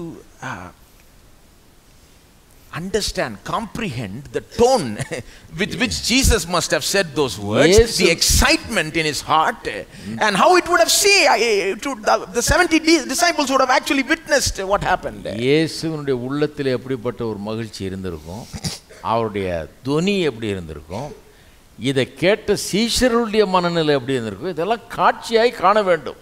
Just imagine the scene, 70 people rejoicing, and on top of that Jesus telling them, no, don't rejoice like this, rejoice like this, and then he rejoices with the greatest joy. 70 பேர் சந்தோஷப்படுறாங்க, பிசாசுகள் கூட கீழ்ப்படிஞ்சன. அவர் சொல்றாரு, இல்ல அது கீழ்ப்படிஞ்சதுக்காக சந்தோஷப்படுறது காட்டிலும் பேர் பரலோகத்தில் எழுதப்பட்டிருக்கு, அதுக்கு சந்தோஷப்படுன்னு சொல்லிட்டு அவரே சந்தோஷப்படுறாரு. Such excitement and joy. அவ்வளவு பெரிய ஒரு சந்தோஷம், மகிழ்ச்சி அங்கே காணப்படுகிறது. If you would have been there, you would have actually felt it. நீங்க அங்க இருந்திருந்தீங்கன்னா நீங்களும் அந்த சந்தோஷத்துல கலந்திருப்பீங்க. Jesus was a man of joy. இயேசு சந்தோஷமானவர். It's hard not to imagine other times when Jesus would have been joyful and happy. இயேசு மற்ற நேரங்களில் சந்தோஷமா மகிழ்ச்சியா இருந்திருப்பாரான். I mean, if you just think a little bit, if you use your thinking a little bit, easily you can think of many times when Jesus would have been happy and joyful. அநேக நேரத்தில் இயேசு எப்படி சந்தோஷத்தை வெளிப்படுத்துவார் என்பதை கொஞ்சம் யோசித்து பார்த்தீங்கன்னாலே உங்களுக்கு தெரியும். I mean, like imagine this time when little children came to him. சின்ன பிள்ளைகள் அவரிடத்தில் வந்ததை எண்ணி பாருங்க. I mean, have you seen little children flock to a person who is sad and miserable? சின்ன பிள்ளைங்க யாராவது உருன்ற ஆள்கிட்ட போவாங்களா? Maybe one child may be attracted by the sadness. ஏதோ ஒரு பிள்ளை வேணா போகும். But groups of children will never go to. ஆசையா போக மாட்டாங்க அந்த மாதிரி உருண்டு இருக்கிற ஆம்பளைட்ட. Children are naturally attracted to very joyful, happy people. சந்தோஷமா மகிழ்ச்சியா இருக்கிற ஒரு மனுஷனை பார்த்தா பிள்ளைங்க எல்லாம் ஓடிப்பாங்க அவரோட சேர்ந்துக்கும். A lot of children came to Jesus. நிறைய பிள்ளைகள் இயேசு இடத்துல வந்தார்கள். The disciples said, "Oh, no, he is Jesus. You better not come." சீஷர்கள் சொல்றாங்க, அவர் இயேசுநாதர்ப்பா, பக்கத்துல வராத போன்றாங்க. Jesus said, "No, let the little children come to me." இயேசு சொல்றாரு, இல்ல சிறு பிள்ளைகள் என்னிடத்துல வருவதற்கு இடம் கொடுங்கள். Now imagine that scene again. அந்த காட்சியை மறுபடியும் கற்பனை செய்து பாருங்க. I mean, when பாருங்க. the child came and when he took one of those children in his arms, you think he would have been smiling? Oh, I bet you he would have been smiling wide. பிள்ளைகள் வந்ததே ஒரு பிள்ளையை தூக்குறாரு, தூக்கும்போது அவர் முகத்துல புன்னகை இருந்திருக்கும்னு நினைக்கிறீங்களா? இல்ல உருன்னு இருந்திருப்பாரா, உம்முன்னு இருந்திருப்பாரா சாமியார் மாதிரி? Would he have taken the child like this? Such is the kingdom of heaven. பிள்ளை அப்படி தூக்கிட்டு இப்படியே அச்சே. No, I think he would have been smiling, perhaps laughing, perhaps talking very playfully to the children. நான் நினைக்கிறேன் நல்ல விளையாடி பிள்ளைகள்கிட்ட சந்தோஷமா சிரிச்சு அழகா பேசியிருப்பாருன்னு நினைக்கிறேன். Just common sense, really. அதுதான் பொது அறிவே நமக்கு அது சொல்லுது. Or imagine the other times when Jesus made so many sarcastic and witty humorous statements. சில நேரத்தில் ரொம்ப நக்கலா பேசுவார் இயேசு இல்லையா? சிரிப்பா பேச ரொம்ப வேடிக்கையா பேசுவார் சில காரியங்கள். If there is anybody using sarcasm and sarcastic humor in the Bible, the best person is Jesus. இந்த நக்கலா பேசுறதுல இயேசு ரொம்ப பெரிய கில்லாடி. I mean, like, think about the time he's talking about the Pharisees being like they're cleaning the outside of the cup but not the inside. ஒரு தடவை சொல்றாரு பாருங்க, பரிசேயர்களை பார்த்து, உன் பாத்திரத்தை வெளியே கழுவுற உள்ள கழுவ மாட்டேன்றாரு. Can you look at the sarcasm there? அங்க நக்கல் எவ்வளவு இருக்குன்னு பாருங்க. And in another time he tells the Pharisees, you strain out a gnat and you swallow a camel. I'm just imagine that statement. நீங்க ஒட்டகத்தையே விழுங்கிடுறீங்க, ஆனா ஒரு சின்ன இதை வந்து போட்டு அப்படி இது பண்றீங்க. I can just imagine the Pharisees in the audience and the other people there. மற்ற பரிசேயரும் மற்றவர்களும் அந்த ஆடியன்ஸ்ல இருக்கவங்க எப்படி இப்ப சிரிச்சிருப்பாங்கன்னு யோசித்து பாருங்க. The Pharisees would have got angry. பரிசேயர்களுக்கு ரொம்ப கோபமா இருந்தது. But the other people would have had to control their laughter. மற்றவங்க எல்லாம் சிரிச்சிட்டு பரிசேயரை பார்த்திருப்பாங்க. Just imagine, he's saying, you guys trying to strain out some small thing, you're swallowing a camel, can't you see? சின்ன இதை போட்டு அப்படியே வடிகட்ட பார்க்குறேன், அது வந்துடாதபடிக்கு. ஆனால் கடைசியில் ஒட்டகத்தையே முழுங்கிட்டேன்றாரு. ஒரு சின்ன இதுக்கு வடிகட்டுறேன். Another time he says, you are trying to remove a speck out of someone's eye with a log in your own eye. இன்னொருத்த கண்ணிலேருந்து ஒரு துரும்பு இருக்குதுன்னு அவ்வளோதான் பேசுகிறேன், ஆனால் உன் கண்ணில் ஒரு பெரிய கட்டையே இருக்குதுன்றார். Another time he says, these people, some people when they come to give their offering, they have a music band playing the trumpet and beating the drum before they put the offering in the plate. இன்னொருத்தர் சொல்றாரு, சிலவனுங்க காணிக்கை கொடுக்க வரும்போது கூடயே தார தப்பட்டெல்லாம் கூப்பிட்டு வர்றானுங்க, எவ்வளோ கொடுக்குறேன்னு அனௌன்ஸ் பண்ணுறதுக்கு மைக்கை வச்சு சொல்கிறானுங்க. Talk about a sense of humor. I mean, எவ்வளவு கிண்டல் பாருங்க. He used that humor to give some of the greatest teaching. அந்த கிண்டல் எதுக்குன்னா அப்பதான் அந்த டீச்சிங் போதனை நல்லா உள்ள இறங்கும். But he had a sense of humor. ஆனா அந்த நல்ல அந்த சிரிச்சு பேசக்கூடிய கலாட்டாவா பேசக்கூடிய ஒரு திறமை இருக்குது அவருக்கு. He was very by nature happy and joyful person. ஆகவே அவர் சந்தோஷமானவர். அவர் ஏதோ இது மாதிரி நினைக்க கூடாது. அவர் My friend, think rightly about Jesus. இயேசுவை குறித்து சரியா யோசிக்கணும். Jesus had joy even in the midst of adversity. பிரச்சனையின் நேரத்தில் கூட அவருக்கு சந்தோஷம் இருந்தது. The classic example is John 15:11. யோவான் 15:11 தான் ரொம்ப பெரிய ஒரு உதாரணம். Our passage. நம்ம இப்ப படிச்சிட்டு இருக்க வசனமே உதாரணம். I mean, remember the context here. This is a few hours away from the garden of Gethsemane and the cross. கெத்செமனேக்கு போறதுக்கும் சிலுவைக்கு போறதுக்கும் சில மணி நேரங்களுக்கு முன்பாக கொடுக்கப்பட்ட போதனை, கடைசி போதனை இது. This is right at the brink of the greatest suffering anyone will ever endure. எந்த மனுஷனும் அனுபவிக்க முடியாத அப்படிப்பட்ட ஒரு கோர மரணம் பாடுகளை அனுபவிக்க போகிறார். At that moment he is motivating the disciples. அந்த நேரத்தில் பார்த்து சீஷர்களை ஊக்குவிக்கிறார். And he is saying, I'm telling you all these things so that my joy may be in you. என்ன சொல்றாரு? ஏன் இதெல்லாம் உங்களுக்கு சொல்றேன்? என்னுடைய சந்தோஷம் உங்களுக்குள்ளே நிலைத்திருக்க வேண்டும்ன்றார். That means at that moment he still has joy. அந்த நேரத்தில் சந்தோஷம் இன்னும் இருக்குது அவருக்குள்ள. He knows he is going to face the greatest challenge, the greatest difficulty, suffering, பெரிய கோர பாடுகளை அனுபவிக்க போறாரு அவர், தெரியும் அவருக்கு. But he has joy inside of him. ஆனா உள்ள சந்தோஷம் இருக்கு. Right in the midst of great adversity. எல்லாம் அவ்வளவு பெரிய பிரச்சனையின் மத்தியில. And we know, even on the cross, even though he was experiencing great pain, சிலுவையிலே அவ்வளவு பாடுகளை அவர் அனுபவித்து வேதனையோடு இருந்த போதும் கூட, surely in the Gethsemane and the cross he experienced the greatest suffering and pain. கெத்செமனே தோட்டத்திலும் சரி சிலுவையிலும் அவ்வளவு பாடுகளையும் வேதனையும் அனுபவிச்சாரு. But even in that kind of moment, joy did not completely leave him. சந்தோஷம் அவரை விட்டு மொத்தமா வெளியே போயிடல. He may not have felt the joy when he was feeling the pain.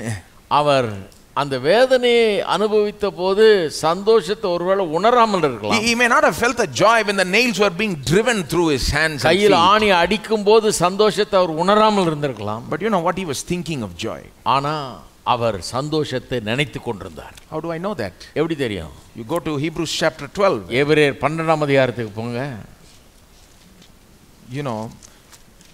How do you manage suffering and how do you handle it and how do you go through it? எப்படி வேதனைகளையும் துன்பங்களையும் அனுபவிக்கிறது, எப்படி அதனோட கடந்து செல்வது? Jesus is our greatest example. இயேசுதான் நம்முடைய மிகப்பெரிய உதாரணம். Hebrews 12 verse 2 says this. 12:2 சொல்லுகிறது, looking to Jesus, the founder and perfecter of our faith, who for the joy that was set before him endured the cross, despising the shame, and is seated at the right hand of the throne of God. அவர் தமக்கு முன் வைத்திருந்த சந்தோஷத்தின் பொருட்டு அவமானத்தை எண்ணாமல் சிலுவையை சகித்து தேவனுடைய சிங்காசனத்தின் வலது பாரசத்தில் வீற்றிருக்கிறார். Have you ever thought how Jesus endured the cross? எப்படி சிலுவை சகித்தார் தெரியுமா?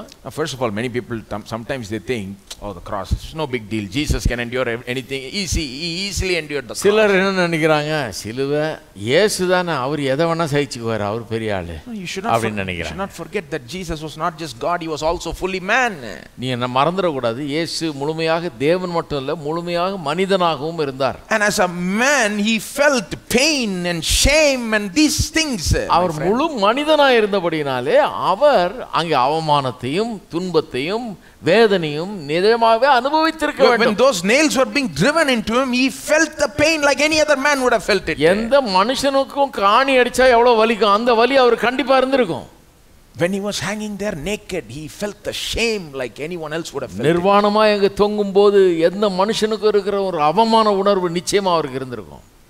More than that, when the sin of the world was put on him, and when God himself turned his face away, he felt more than what any man has ever or will ever feel. சிலுவையில் அவர் தொங்கிக் கொண்டிருக்கும் போது எந்த மனுஷனும் உணர்கிற காரியத்தை தான் அவரும் உணர்ந்திருப்பார். He felt in fact worse than any man would feel. இன்னும் கேட்டா எந்த மனுஷனுக்கும் இல்லாத ஒரு அவ்வளவு மோசமான ஒரு பாரம் அவரை அழுத்தி இருக்கும். அங்கே who suffered the most in all of history? சரித்திரத்திலே பாடுபட்டது யார் அதிகம்? பாடுபட்டார்? It was Jesus on the cross. இயேசு சிலுவையில் பட்ட பாடு தான் எந்த மனுஷன் பட்ட பாடு காட்டலாம் அதிகம். No other man bore the sin and the punishment for that sin of the entire world. ஏன் உலகம் முழுவதில் உள்ள எல்லாருடைய பாவத்தையும் எந்த மனுஷனும் ஒரு நாளும் சுமந்ததே கிடையாது. No, கிடையாது. People say sometimes, oh, how does God know my suffering? சிலர் சொல்றாங்க, கடவுளுக்கு என்னையா தெரியும் ஏன் பாட பற்றி அப்படின்னு. God knows it better than you know it, my friend. உங்களை விட நிறைய தெரியும் அவருக்கு. Because he actually came and endured more than you will ever endure. ஏனென்றால் அவர் இங்க வந்து நீங்கள்லாம் அனுபவிக்க முடியாத அளவுக்கு பாடுகளை அவர் அனுபவித்திருக்கிறார். நீங்க ஒருபோது அனுபவித்திராத அளவுக்கு அந்த. Always remember, God knows our suffering deeply. He knows what we feel. நம்முடைய பாடுகளை நம்முடைய உணர்வுகளை அவர் நன்றாக அறிந்திருக்கிறார் என்பதை எப்பவுமே புரிந்து கொள்ளுங்கள். So Jesus felt it as much and more than anybody else. ஆகவே எல்லாரை காட்டிலும் ரொம்ப அதிகமாக இயேசு இதை உணர்கிறார். Then how then did he endure it? அப்ப எப்படி அதை சகித்து கொண்டார்? This verse gives the answer plain as day. இந்த வசனம் க்ளீனா அத பதில் சொல்லுகிறது பாருங்க. It says he for the joy that was set before him he endured the cross. அவருக்கு முன்பாக வைக்கப்பட்ட அதாவது அவர் தமக்கு முன் வைத்திருந்த சந்தோஷத்தின் பொருட்டு அவமானத்தை எண்ணாமல் சிலுவையை சகித்து. When he was on the cross, Jesus was not thinking mainly about the cross. பாருங்க, சிலுவையில தொங்கி பாடுபட்டுட்டு இருக்கும்போது அவர் சிலுவையை பற்றி யோசிக்கல.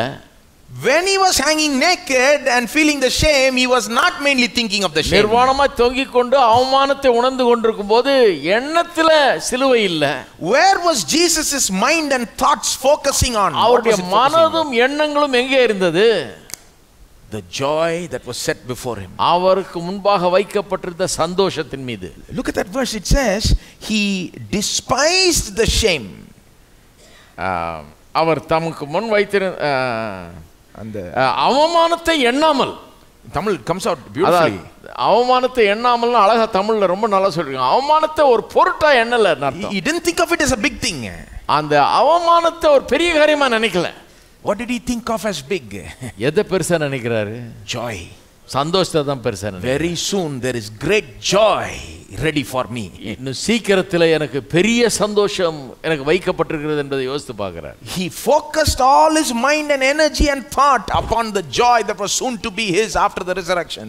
உயிர்த்தெழுதலுக்கு பிறகு அவருக்கு சொந்தமாய் இருக்க போகிற அந்த மகிழ்ச்சியை பற்றி எண்ணி பார்க்கிறார். What was he thinking about? என்ன யோசிக்கிறார்? He was thinking about his joy when he would see you and I become saved. நீங்களும் நானும் ரட்சிக்கப்படுவோமே அந்த சந்தோஷத்தை எண்ணி பார்க்கிறார். He was thinking about all the great effects that his death and resurrection will bring to us. அவருடைய மரணமும் உயிர்த்தெழுதலும் நம்முடைய வாழ்க்கையில கொண்டு வருகிற வித்தியாசத்தை ஆசீர்வாதங்களை எண்ணி பார்த்து சந்தோஷப்படுகிறார். He was thinking about how all this will please the heavenly Father. பரலோக பிதாவை இதை எப்படி திருப்திப்படுத்தும் என்கிறதை அவர் எண்ணி பார்த்து அது நிமித்த சந்தோஷப்படுகிறார். How this will put a smile on the face of the heavenly Father.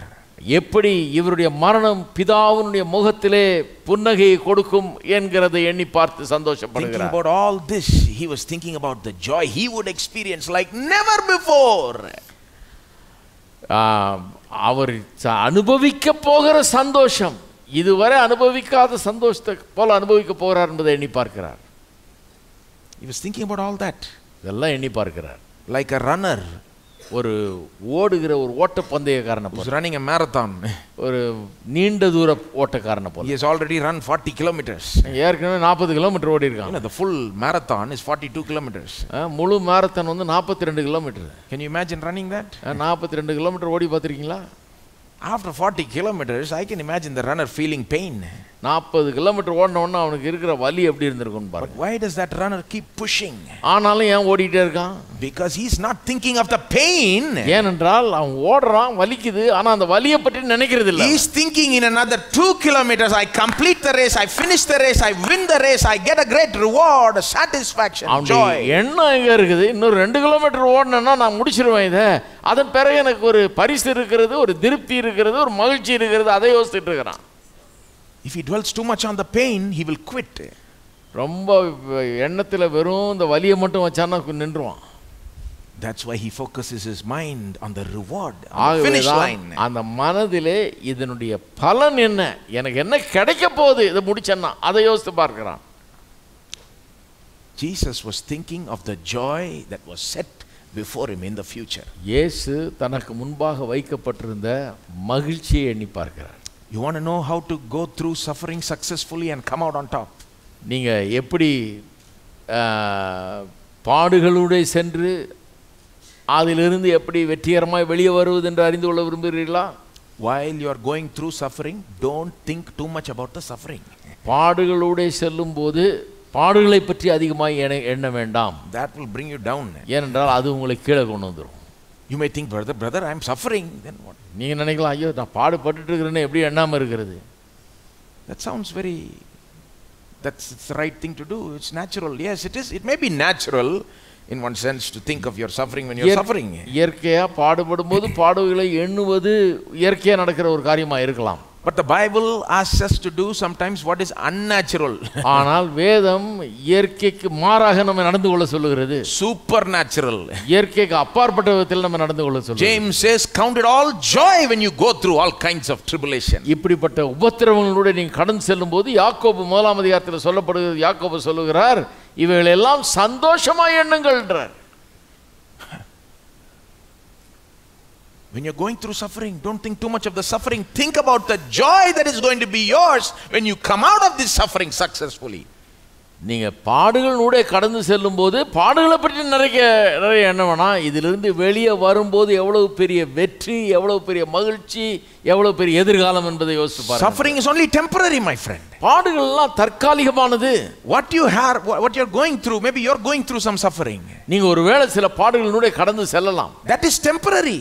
அது தற்காலிகமானது. That is not God's will for you. அது தேவனுடைய சித்தம் அல்ல உங்களை குறித்து. No.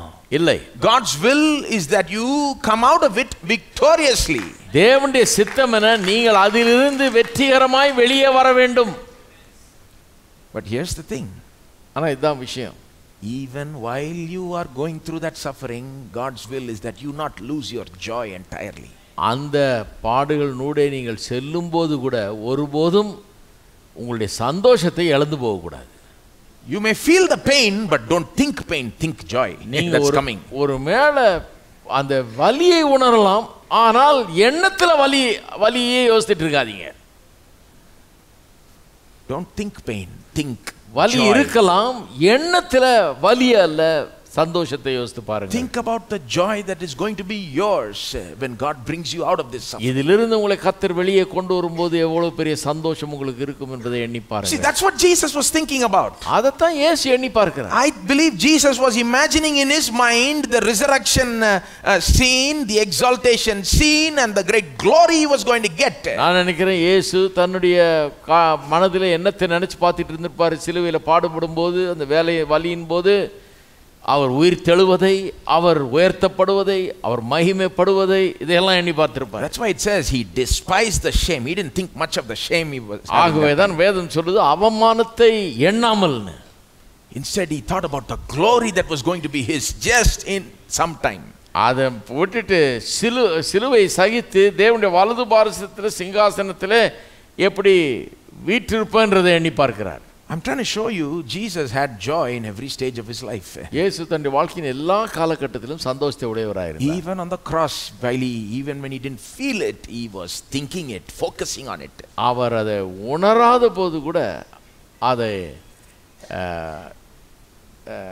அந்த சந்தோஷத்தை உணராத போது கூட சந்தோஷத்தை எண்ணிக்கொண்டிருந்தார், எண்ணத்தில் வைத்திருந்தார். And he was looking forward to it. அதை எதிர்பார்த்து கொண்டிருந்தார். And after the cross, we all know he rose again, he was exalted, and he received great glory and also great joy. சிலுவைக்கு பிறகு நமக்கு தெரியும் அவர் உயிரோடு எழுந்தார், அவர் பெரிய மகிமைப்படுத்தப்பட்டார், அவருக்கு பெரிய சந்தோஷம் கொடுக்கப்பட்டது. You know, go to Acts chapter 2. அப்போஸ்தலர்கள் 2ஆம் அதிகாரத்துக்கு. I'm trying to show you the joy of Jesus because this is something that we don't usually think about Jesus. இயேசுவை குறித்து நாம் இப்படி எண்ணுவதில்லை நிறைய நேரத்தில். அவர் சந்தோஷமானவர்னு, அவருடைய சந்தோஷம் நிலைச்சிருக்குன்றார் நமக்குள்ள. அது என்ன விதமான சந்தோஷம் பார்க்கணும். Acts chapter 2 verse 24. 2:24. Peter is preaching here. பேதுரு இங்க பிரசங்கம் பண்ணுகிறார். Talks about God raising Jesus from the dead. தேவன் இயேசுவை எப்படி மரித்தோரிலிருந்து எழுப்பினார் என்பதை இங்க சொல்லுகிறார். And here he quotes from the Psalms. சங்கீதத்திலிருந்து இங்க மேற்கோள் காட்டுகிறார். From verse 25. 25ஆம் வசனத்தில். Verse 24. 24 இருந்து. God raised him up, that is raised up Jesus, losing the pangs of death because it was not possible for him to be held by it. தேவன் அவருடைய மரண உபாதைகளின் கட்டை அவிழ்த்து அவரை எழுப்பினார். அவர் மரணத்தினால் கட்டப்பட்டிருக்க கூடாது இருந்தது. Verse 25. For David says concerning Jesus, David is talking, he says. 25 அவரை குறித்து தாவீது. And then he quotes from the Psalms. இப்பொழுது சங்கீதத்திலிருந்து தாவீது என்ன சொன்னார்னு கோட் பண்றார். And Peter is saying it's not really about David, the psalm is actually about Jesus. அந்த சங்கீதம் வந்து தாவீதை பற்றி இல்லையா, தாவீது சொல்றாரு, அதை தன்னை பற்றி சொல்லலையா, இயேசுவை பற்றி சொன்னாராம். Let's read the words of the Psalms. அத வசனத்தை வாசிங்க. I saw the Lord always before me, for he is at my right hand, that I may not be shaken. கர்த்தரை எப்பொழுதும் எனக்கு முன்பாக நிறுத்தி நோக்கி கொண்டிருக்கிறேன், நான் அசைக்கப்படாதபடிக்கு அவர் என் வலது பார்சத்திலே இருக்கிறார். Therefore my heart was glad and my tongue rejoiced, my flesh also will dwell in hope. அதனாலே என் இருதயம் மகிழ்ந்தது, என் நாவு களிகூர்ந்தது, என் மாம்சமும் நம்பிக்கையோடு தங்கி இருக்கும். For you will not abandon my soul to Hades or let your holy one see corruption. என் ஆத்துமாவை பாதாளத்தில் விடீர், உம்முடைய பரிசுத்தர் அழிவை காண ஒட்டீர். It's talking about Jesus. இயேசுவை குறித்து இங்க சொல்லப்படுகிறது. Actually the psalm reads as though Jesus himself is saying these words. இயேசுவே இந்த வார்த்தைகளை சொல்வது போல இங்கே இந்த சங்கீதம் சொல்லப்பட்டிருக்கிறது. Jesus is saying God will not abandon his soul to Hades and not let him see corruption. இயேசு என்ன சொல்றாராம்? என் ஆத்துமாவை பாதாளத்தில் விடீர்னு சொல்றாராம். What is the meaning? என்ன அர்த்தம்? God will not let Jesus to just rot in the grave, but he will raise him up on the third day. அதாவது செத்து புதைக்கப்பட்டவரை அப்படியே கல்லறையில விட்டுற மாட்டார், அவரை உயிரோடு எழுப்புவார் என்று அவர் நம்புகிறார். This is a clear prophecy of the resurrection. உயிர்த்தெழுதலை குறித்த ஒரு தெளிவான தீர்க்கதரிசனம் இது. That is verse 27, right? 27. And then look at the next verse. 28 பாருங்க.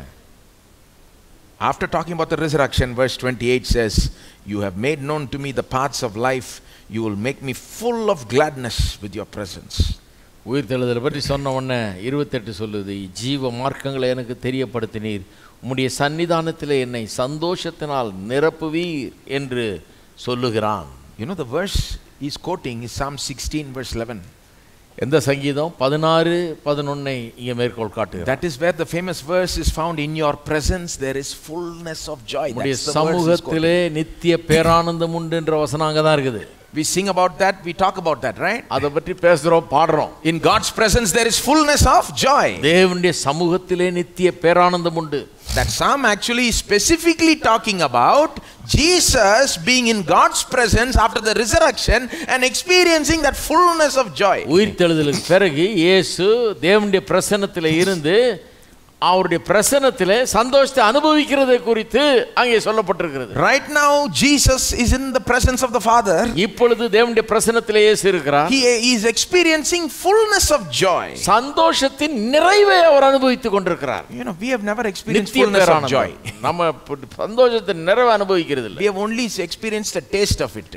அந்த சந்தோஷத்துல கொஞ்சம் ருசி தான். We have never experienced the fullness of it. முழுமையை நாம் அனுபவித்து பார்க்கிறது இல்லை. Only one person has. Do you know that? ஒரே ஒருத்தர் தான் சந்தோஷத்தை முழுமையாக அனுபவித்தவர். And that is Jesus. இயேசு. Fullness of joy he experienced. நித்திய பேரானந்தம், சந்தோஷத்தின் நிறைவு. That is why he can look at us and say, hey, I am telling you these things so that my joy may be in you. அதனால தான் யோவான்ல சொல்றாரு, இதெல்லாம் உங்களுக்கு ஏன் சொல்லுகிறேன், என்னுடைய சந்தோஷம் உங்களிலே நிலைத்திருக்க வேண்டும்ன்றார். He is saying, I want to give you more and more of my joy. ஏன் சந்தோஷத்தை உங்களுக்கு தர வேண்டும்ன்றார். Look at another verse, Hebrews chapter 1 verse 8. எபிரேயர் 1:8 பார்ப்போம். What is Jesus's mood today in heaven? பரலோகத்திலே இயேசு இன்னைக்கு எப்படி இருக்கிறார்? How do you picture Jesus in heaven today? இயேசு பரலோகத்தில் இருக்கிறாரு, எப்படி இருக்கிறாருன்னு நினைக்கிறீங்க? Hebrews 1:8. 1:8 எபிரேயர். Of the Son he says, your throne, O God, is forever and ever. The scepter of righteousness is the scepter of your kingdom. You have loved righteousness and hated wickedness. Therefore God, your God, has anointed you with the oil of gladness beyond your companions. குமாரனை நோக்கி கவனிங்க, தேவனே உம்முடைய சிங்காசனம் என்றென்றைக்கும் உள்ளது, உம்முடைய ராஜ்யத்தின் செங்கோல் நீதி உள்ள செங்கோலாய் இருக்கிறது. நீர் நீதியை விரும்பி அக்கிரமத்தை வெறுத்திருக்கிறீர். ஆதலால் தேவனே, உம்முடைய தேவன் உமது தோழரை பார்க்கலும் ஆனந்த தைலத்தினால் அபிஷேகம் பண்ணினார் என்றும். If I were to ask you, who do you think is the happiest person alive today? இன்றைக்கு இருக்கிறதுலயே ரொம்ப சந்தோஷமான ஆள் யாருன்னு கேட்டா, you know what the answer is? பதில் என்ன தெரியுமா? It's Jesus. நம்ம எல்லாரும் காட்டலாம் அவர்தான். It's Jesus, my friend. இயேசு. That verse says God has anointed him with the oil of gladness beyond his companions. நம்முடைய தோழரை பார்க்கலும், அவருடைய தோழரை பார்க்கலும். Beyond your companions means beyond everyone else. தோழரை பார்க்கலும்னு சொன்னா மற்ற அவரோட சேர்ந்த மற்ற மனுவர்க்கத்தில் இருக்க எல்லாரை காட்டிலும் அவரை ஆனந்த தைலத்தினால் அபிஷேகம் பண்ணார். Jesus Christ is the happiest being in the universe. சண்ட சராசரங்களிலே ரொம்ப சந்தோஷமா இருக்கிற ஒரு நபர் யாரு? அவர். His gladness is greater than all the angelic gladness in heaven. பரலோகத்தில் இருக்கிற தேவதூதர்களின் சந்தோஷத்தை காட்டிலும் பெரியது அவருடைய சந்தோஷம். Hebrews 1 talks about angels also and compares Jesus with the angels. எபிரேயர் 1 தேவதூதர்களை பற்றி பேசி இயேசுவையும் தேவதூதர்களையும் ஒப்பிடுகிறது. You compare all the angels and their joy, Jesus has greater joy. தேவதூதர்லாம் சந்தோஷமா இருக்காங்க, ஆனா இவர் சந்தோஷம் மாதிரி இல்லை, இவரது அதை விட மிகப்பெரிய சந்தோஷம். That Jesus only is saying, அந்த இயேசு தான் சொல்லுகிறார், I tell you these things so that my joy may be in you. நான் இதெல்லாம் ஏன் உங்களுக்கு சொல்லுகிறேன், என்னுடைய சந்தோஷம் உள்ள நிறைவாயிருக்கும்படி. Jesus wants to give us all of himself, holding nothing back. தேவன் நமக்கு தம்மை முற்றிலுமாய் கொடுக்க விரும்புகிறார், ஒன்னையும் அவர் கொடுக்காம வைத்துக் கொள்ள விரும்பவில்லை. Go back to John 15:11. You can stay there, you can stay there, that's okay. But just think back to our teaching for many weeks before this. இதுக்கு முன்னால பல வாரங்கள் போதனையை கொஞ்சம் யோசித்து பாருங்க. We have seen how Jesus gives us his peace in John 14:27. யோவான் 14:27 இயேசு அவருடைய சமாதானத்தை தருகிறார் என்று பார்த்தோம். Jesus says, my peace I give unto you. என்னுடைய சமாதானத்தை உங்களுக்கு தரேன்னார். Not as the world gives do I give. உலகம் தர்றது போல நான் தரல, my peace என்னுடைய சமாதானத்தை உங்களுக்கு தரேன். Think about the peace of Jesus. இயேசுவின் சமாதானத்தை பற்றி கொஞ்சம் யோசித்து பாருங்க. He gives that to us. அந்த சமாதானத்தை நமக்கு தர்றார். And then in another place he says, I have loved you in John 15:10. I have loved you as the Father loved me. யோவான் 15:10 அவர் சொல்லுகிறார், பிதா என்னை நேசித்தது போல நான் உங்களை நேசித்திருக்கிறேன்றார். That means what? I am giving you my love, not only my peace but my love. அதாவது என்னுடைய சமாதானத்தை உங்களுக்கு தர்றது மட்டும் இல்லை, என்னுடைய அன்பையே உங்களுக்கு தரேன்றார். And now in this verse John 15:11 he says, I give you my joy. இங்க யோவான் 15:11 என்ன சொல்றாரு, என்னுடைய சந்தோஷத்தை உங்களுக்கு தரேன்றார். I want to give you my joy. என்னுடைய சந்தோஷத்தை உங்களுக்கு தரேன். My joy, the highest kind of joy, the greatest joy. என்னுடைய சந்தோஷம்னும் போது அது என்ன மாதிரி சந்தோஷம், இருக்கிறதுலயே மிகச்சிறந்த சந்தோஷம். There is nothing that can compare to it. எந்த சந்தோஷமும் இதற்கு ஒப்பாக முடியாது. Jesus is giving us all of himself, his peace, his love, his joy. அவருடைய சந்தோஷத்தை, அவருடைய அன்பை, அவருடைய மகிழ்ச்சியை நமக்கு தருகிறார். After all, that's what the vine and branches picture is about, isn't it? அதுதான் அந்த திராட்சை செடி கொடின்ற காட்சி. The very life of the vine flows through the branches. அந்த செடியில என்ன ஜீவன் இருக்குதோ அதுதான் அந்த கொடியிலயும் வருது. Everything in the vine flows through the branches. செடியில இருக்கிறதெல்லாம் கொடிக்குள்ளாக பாய்கிறது. The vine doesn't hold anything back from the branch. அந்த செடி அந்த கொடிக்குள்ள அனுப்பாதது ஒன்றும் இல்லை. That is the kind of relationship we have with Jesus today. அப்படிப்பட்ட ஒரு உறவை தான் இயேசுவோடு கூட நாம் வைத்திருக்கிறோம். Jesus doesn't hold back anything from you. இயேசு நம்மிடத்திலிருந்து எதையும் தக்க வைத்துக் கொள்வதில்லை, கொடுக்காம இருக்கிறார். I want you to have my peace. என்னுடைய சமாதானத்தை உங்களுக்கு தரேன். I want you to have my love. என்னுடைய அன்பை உங்களுக்கு தரேன். I want you to have my joy. என்னுடைய சந்தோஷத்தை உங்களுக்கு தரேன். I want you to experience my life. என்னுடைய ஜீவனையே நீ அனுபவிக்க வேண்டும் என்று விரும்புகிறேன். This is really possible, my friend. இது உண்மையாகவே சாத்தியம். We can, like Jesus, have joy in the midst even of adversity. ரொம்ப பிரச்சனையான காலகட்டத்திலே கூட நாம் உள்ள சந்தோஷத்தை உடையவர்களாக இருக்க முடியும். The Bible and Christian history is full of examples of how people in the midst of great problem, tribulation, suffering experience the joy of Jesus. வேதமும் கிறிஸ்தவ சரித்திரமும் இதற்கு சாட்சி. பெரிய பிரச்சனைகள் மத்தியிலே எப்படி மெய்யான கிறிஸ்தவர்கள் சந்தோஷத்தை உடையவர்களாக இருக்க முடியும் என்பதற்கு சாட்சி. Think about Paul and Silas singing in jail after being beaten. பவுலும் சீலாவும் சிறைச்சாலையிலே அடிச்சு அங்க கட்டப்பட்டு வைக்கப்பட்டிருக்கிறார்கள். Or think of Peter and John after being threatened by the authorities in Acts chapter 5.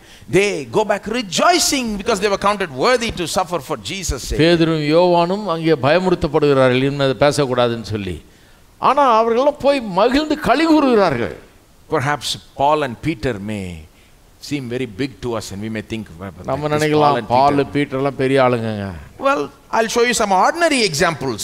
சாதாரண உதாரணம் சொல்றேன். In 2 Corinthians 8 verse 1. 2 கொரிந்தியர் 8ஆம் அதிகாரம் 1ஆம் வசனம். I'm saying that the joy of Jesus can really be yours and you can experience more of it. இயேசுவின் சந்தோஷம் உங்களுடையதாக இருக்க முடியும், நீங்கள் அதை இன்னும் அதிகமாக அனுபவிக்கலாம். 2 Corinthians 8:1. 8:1. He's talking here about the Macedonian churches. மக்கதோனியாவில் இருக்கிற அந்த நாட்டு சபைகளை குறித்து சொல்லுகிறார். Churches like Thessalonica and Philippi. Thessalonica அல்லது பிலிப்பை போன்ற சபைகளை. 2 Corinthians 8:1. 2 Corinthians 8:1. We want you to know, brothers, about the grace of God that has been given among the churches of Macedonia. அன்றியும் சகோதரரே, மக்கதோனியா நாட்டு சபைகளுக்கு தேவன் அளித்த கிருபையை உங்களுக்கு அறிவிக்கிறோம்.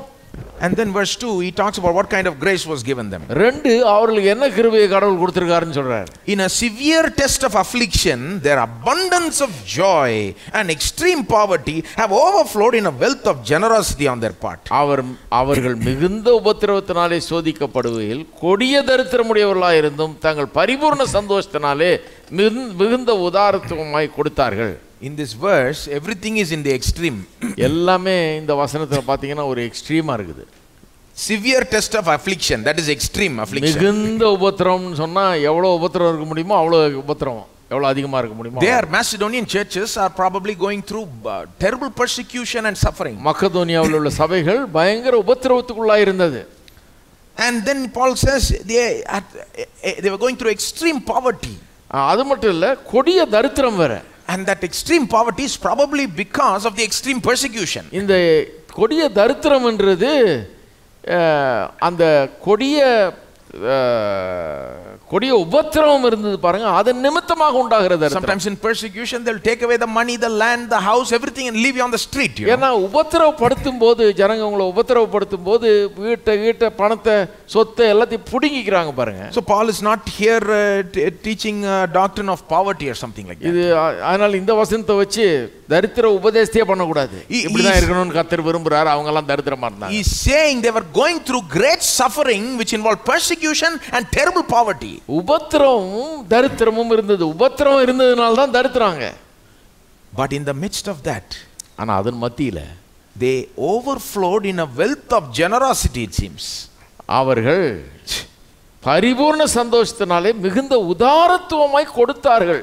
They gave to the cause in Jerusalem. For the suffering saints in Jerusalem, Macedonian churches are giving generously even though they are in extreme poverty. இவங்களே இவ்வளவு உபத்திரவப்பட்டுக்கிட்டு இவ்வளவு கொடிய தரித்திரத்தில் இருக்கிறாங்க. எருசலேமில் இருக்கிற மக்களுடைய நலனுக்காக இவர்கள் பணத்தை கொடுக்கிறார்கள். If you read the next few verses, Paul talks about that. அடுத்த 2 வசனத்தை வாசித்தீங்கன்னா பவுல் அதை குறித்து பேசுகிறார். Extreme persecution, மிகுந்த உபத்திரவம், extreme poverty, மிகுந்த தரித்திரம், but extreme generosity also. ஆனால் மிகுந்த உதாரத்தனமான கொடுத்தல். And then there is one more in the extreme there. இன்னொரு எக்ஸ்ட்ரீம் இருக்கு பாருங்க. What is that? அது என்ன? Extreme joy. சந்தோஷத்திலயும் ரொம்ப extreme. These are ordinary believers in Macedonian churches. இந்த மக்கதோனியா சபையை சேர்ந்தவர்கள் சாதாரண விசுவாசிகள். In the midst of their terrible problems and poverty, they still had extreme joy, abundance of joy, Paul says. அவருடைய அவ்வளவு பிரச்சனை, அவ்வளவு தரித்திரத்தின் மத்தியில அவ்வளவு பெரிய ஒரு அளவு கடந்த சந்தோஷம். These are ordinary Christians, my friend. இதெல்லாம் சாதாரண கிறிஸ்தவர்கள். These are not some great star apostles. இவங்கெல்லாம் பெரிய அப்போஸ்தலர்கள் கிடையாது. No, they had great abundant joy. அவர்கள் சொல்லி இருக்குது பரிபூர்ண சந்தோஷத்தினால மிகுந்த உதாரத்துவமாய் கொடுத்தாங்க. That's why they gave generously. பரிபூர்ண சந்தோஷம் இருந்ததனால தான் சந்தோஷமா கொடுக்குறாங்க. Another example in 1 Peter 1 verse 6 to 9. 1 பேதுரு 1:6 இருந்து பாருங்க. I am not going to read it, but you go read it yourself. நீங்க பிறகு வாசித்து பாருங்க அது. Peter says, in this you rejoice, though now for a little while you have been grieved by various trials. சொல்றாரு, நீங்கள் மிகவும் சந்தோஷப்படுகிறீர்கள், என்றாலும் துன்பப்பட வேண்டியது அவசியமானதால் இப்பொழுது கொஞ்ச காலம் பலவிதமான சோதனைகளால் துக்கப்படுகிறீர்கள். He's saying in this you are rejoicing. சொல்றாரு, நீங்கள் மிகவும் சந்தோஷப்படுகிறீர்கள். Even though you are having trials, various trials, you are still rejoicing. இவ்வளவு பலவிதமான சோதனை உங்களுக்கு இருந்தாலும் இதிலே நீங்கள் மிகவும் சந்தோஷப்படுகிறீர்கள் என்றார். In verse 8 and 9 he says this is not an ordinary joy, this is a joy that is inexpressible and full of glory. அவருடைய சந்தோஷத்தை பற்றி அவர் சொல்றாரு, எப்படிப்பட்ட சந்தோஷமா அது, சொல்லி முடியாததும் 8ஆம் வசனத்தில் பாருங்க, கடைசியில் சொல்லி முடியாததும் மகிமையால் நிறைந்ததுமாய் இருக்கிற சந்தோஷம் உள்ளவர்களாய் களி கூர்ந்து அப்படின்றது. Why am I saying this? ஏன் இதை சொல்றேன்? This is ordinary believers. Peter is writing to ordinary believers dispersed throughout the world that time. பேதுரு அந்த காலத்திலே உலகம் முழுவதும் இருக்க கிறிஸ்தவர்களுக்கு எழுதுகிறார். You read the first verse, he tells who he's writing to. First யாருக்கு எழுதுறாருன்னு முதல்ல சொல்றார் முதல் வசனத்திலே. Ordinary believers, they were experiencing great joy in the midst of terrible problems. பயங்கர பிரச்சனை சாதாரண விசுவாசிகளுக்கு, ஆனால் சந்தோஷம் சொல்லி முடியாத மகிமையா நிறைந்த சந்தோஷம். It's a big lesson here, my friend. பெரிய பாடம் இங்க நமக்கு. You don't have to wait for your victory to have your joy. உங்களுடைய சந்தோஷத்தை அனுபவிக்கிறதுக்கு பெரிய ஜெயத்துக்காக காத்திருக்க வேண்டியதில்லை. The joy comes before the victory. சந்தோஷம் ஜெயம் வர்றதுக்கு முன்னாடியே வந்துடுது. Joy comes first. சந்தோஷம் முதல்ல வந்துடுது. And then the victory comes. பிறகுதான் ஜெயம் வருது. Don't say, let my victory come, then I'll rejoice. நிறைய பேர் வெற்றி வரும் அப்புறம் ஜெயம் வரும்னு காத்துட்டு இருக்காங்க. No, rejoice in the Lord always. வேதம் சொல்லுகிறது எப்பொழுதும் சந்தோஷமாயிருங்கள். Again I say rejoice. மறுபடியும் சொல்லுகிறேன் எப்பொழுதும் சந்தோஷமா இருங்கன்றார்.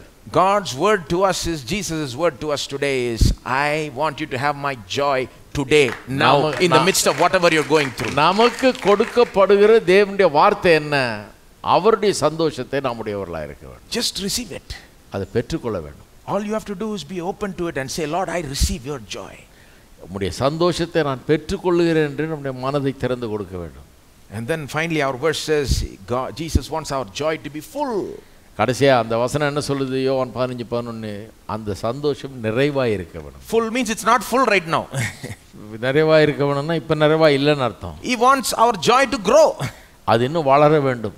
Whatever joy you have today, Jesus is not satisfied with that. He says, you need to have more joy. I want you to have more and more and more. இன்னைக்கு சந்தோஷம் இருக்கலாம் ஓரளவுக்கு, ஆனா இயேசு சொல்றாரு உங்களுக்கு இன்னும் நிறைய இருக்கணும்னு நான் விரும்புறேன்றார். What do you need to do? என்ன பண்ணணும்? Do certain things. Abide in him. அவரிலே நிலைத்திருங்கள். Keep his commandments. அவருடைய கற்பனைகளை கைக்கொள்ளுங்கள். When we do these things, we will experience greater joy. இதெல்லாம் செய்யும்போது அந்த மாபெரும் சந்தோஷத்தை அனுபவிக்கிறோம். If you do physical exercise, பண்ணும்போது இப்ப உடற்பயிற்சி, I don't know if you have noticed, but people who do physical exercise say this, that after the exercise they feel very happy. உடற்பயிற்சி பண்றவங்க சொல்றாங்க எக்சர்சைஸ் பண்ண உடனே பெரிய ஒரு மகிழ்ச்சி உண்டாகுது. In fact, runners, they have what is called a runner's high. ரன்னர்ஸ்க்கு இந்த ஓடுறவங்களுக்கு ரன்னர்ஸ் ஹைன்னு ஒன்று இருக்குது. அதாவது ஓடுறதுனால உண்டாகிற ஒரு thrill. They talk about people drinking alcohol having a high, or taking drugs having a high, an effect. ஹைன்னு சொன்னா அந்த குடிக்கிறவனுக்கு போதை ஏறுது, அந்த மாதிரி ஒரு எஃபெக்ட் ஒன்று உண்டாகுது. People who run consistently and run a lot regularly, they talk about what a runner's high. They say at the end of long running, they experience so much, happiness. They can't explain it. It's called a runner's high. உடற்பயிற்சி செய்கிறவர்களுக்கு ஓடின பிறகு, ரெகுலராக ஓடும்போது ஓடின பிறகு ஒரு high ஒன்று உண்டாகிறது, ஒரு போதை மாதிரி, ஒரு அதில் ஒரு பெரிய ஒரு சந்தோஷம்.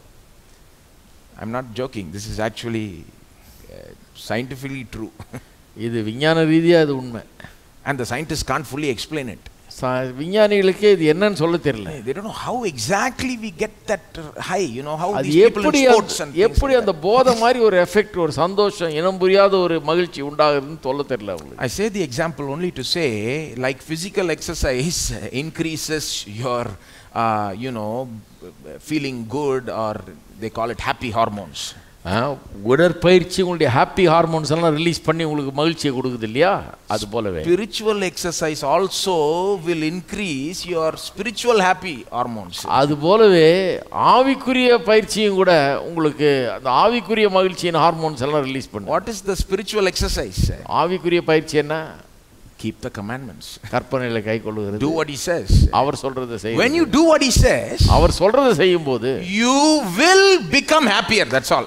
கண்டிப்பா சந்தோஷம் அதிகமாகும். I don't know exactly how. எப்படின்னு எனக்கு தெரியல. But it has been proven again and again. Those who truly keep his commandments are truly happy. ஆனால் இது மறுபடியும் நிரூபிக்கப்பட்டிருக்கிறது. அவருடைய கற்பனைகளை கைக்கொள்ளுகிறவர்கள் மெய்யாகவே சந்தோஷத்திலே நிறைவடைகிறார்கள்.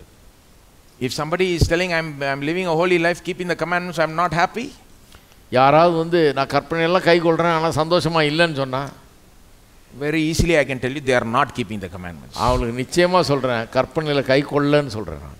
Remember, if you don't get to the destination, your entire route is wrong. நீங்க எங்க போய் சேரணுமோ அங்க போய் சேரலனா எடுத்த ரூட்டே தப்புன்னு அர்த்தம். The destination Jesus has for us is joy. அந்த நம்ம போய் சேர வேண்டிய இடம் இயேசு என்ன வச்சிருக்காரு? சந்தோஷம். His joy. அவருடைய சந்தோஷம். Full joy. நிறைவான சந்தோஷம். Overflowing joy. பரிபூரண சந்தோஷம். Oh, let us go towards that destination. அதை நோக்கி அந்த முடிவை நோக்கி போக வேண்டும். May God help us. கர்த்தர் நமக்கு உதவி செய்வார். Let's all stand up. எல்லாரும் எழுந்து நிற்போம். Let's look to God. Thank him. கர்த்தருக்கு நன்றி செலுத்துவோம். We thank you, Lord, for this truth. கர்த்தாவே இந்த சத்தியத்துக்காக உமக்கு நன்றி. Father, we pray that you will draw us, motivate us more and more to follow you, obey you, keep your commandments. உம்மை பின்பற்ற, உமக்கு கீழ்ப்படிய, உம்முடைய கற்பனைகளை கைக்கொள்ள எங்களுக்கு ஆண்டவரே நீர் உதவி செய்வீர். For you have great joy waiting us. எங்களுக்காக மிகப்பெரிய சந்தோஷம் காத்து கொண்டிருக்கிறதே. Overflowing joy, O Lord. நிறைவான சந்தோஷம், பரிபூரண சந்தோஷம். A taste of your joy fill each heart right now. உம்முடைய சந்தோஷத்தின் அந்த ருசி ஒவ்வொருவருக்கும் இன்றைக்கு கிடைக்கட்டும். May we rejoice in you as we leave this place. இந்த இடத்தை விட்டு போகும்போதே உம்மிலே மகிழ்ந்து களி கூறட்டும். May the Holy Spirit fill our hearts with joy. பரிசுத்த ஆவியானவர் எங்கள் உள்ளங்களை நிரப்பட்டும். And Lord, continue to lead us, guide us and guard us. எங்களை நடத்தும், வழி நடத்தும், எங்களுக்கு வழிகாட்டும். Fulfill your plan and purpose. உம்முடைய நோக்கங்களை நிறைவேற்றும். In Jesus' name we pray. இயேசுவின் நாமத்திலே ஜெபிக்கிறோம். Amen. ஆமென்.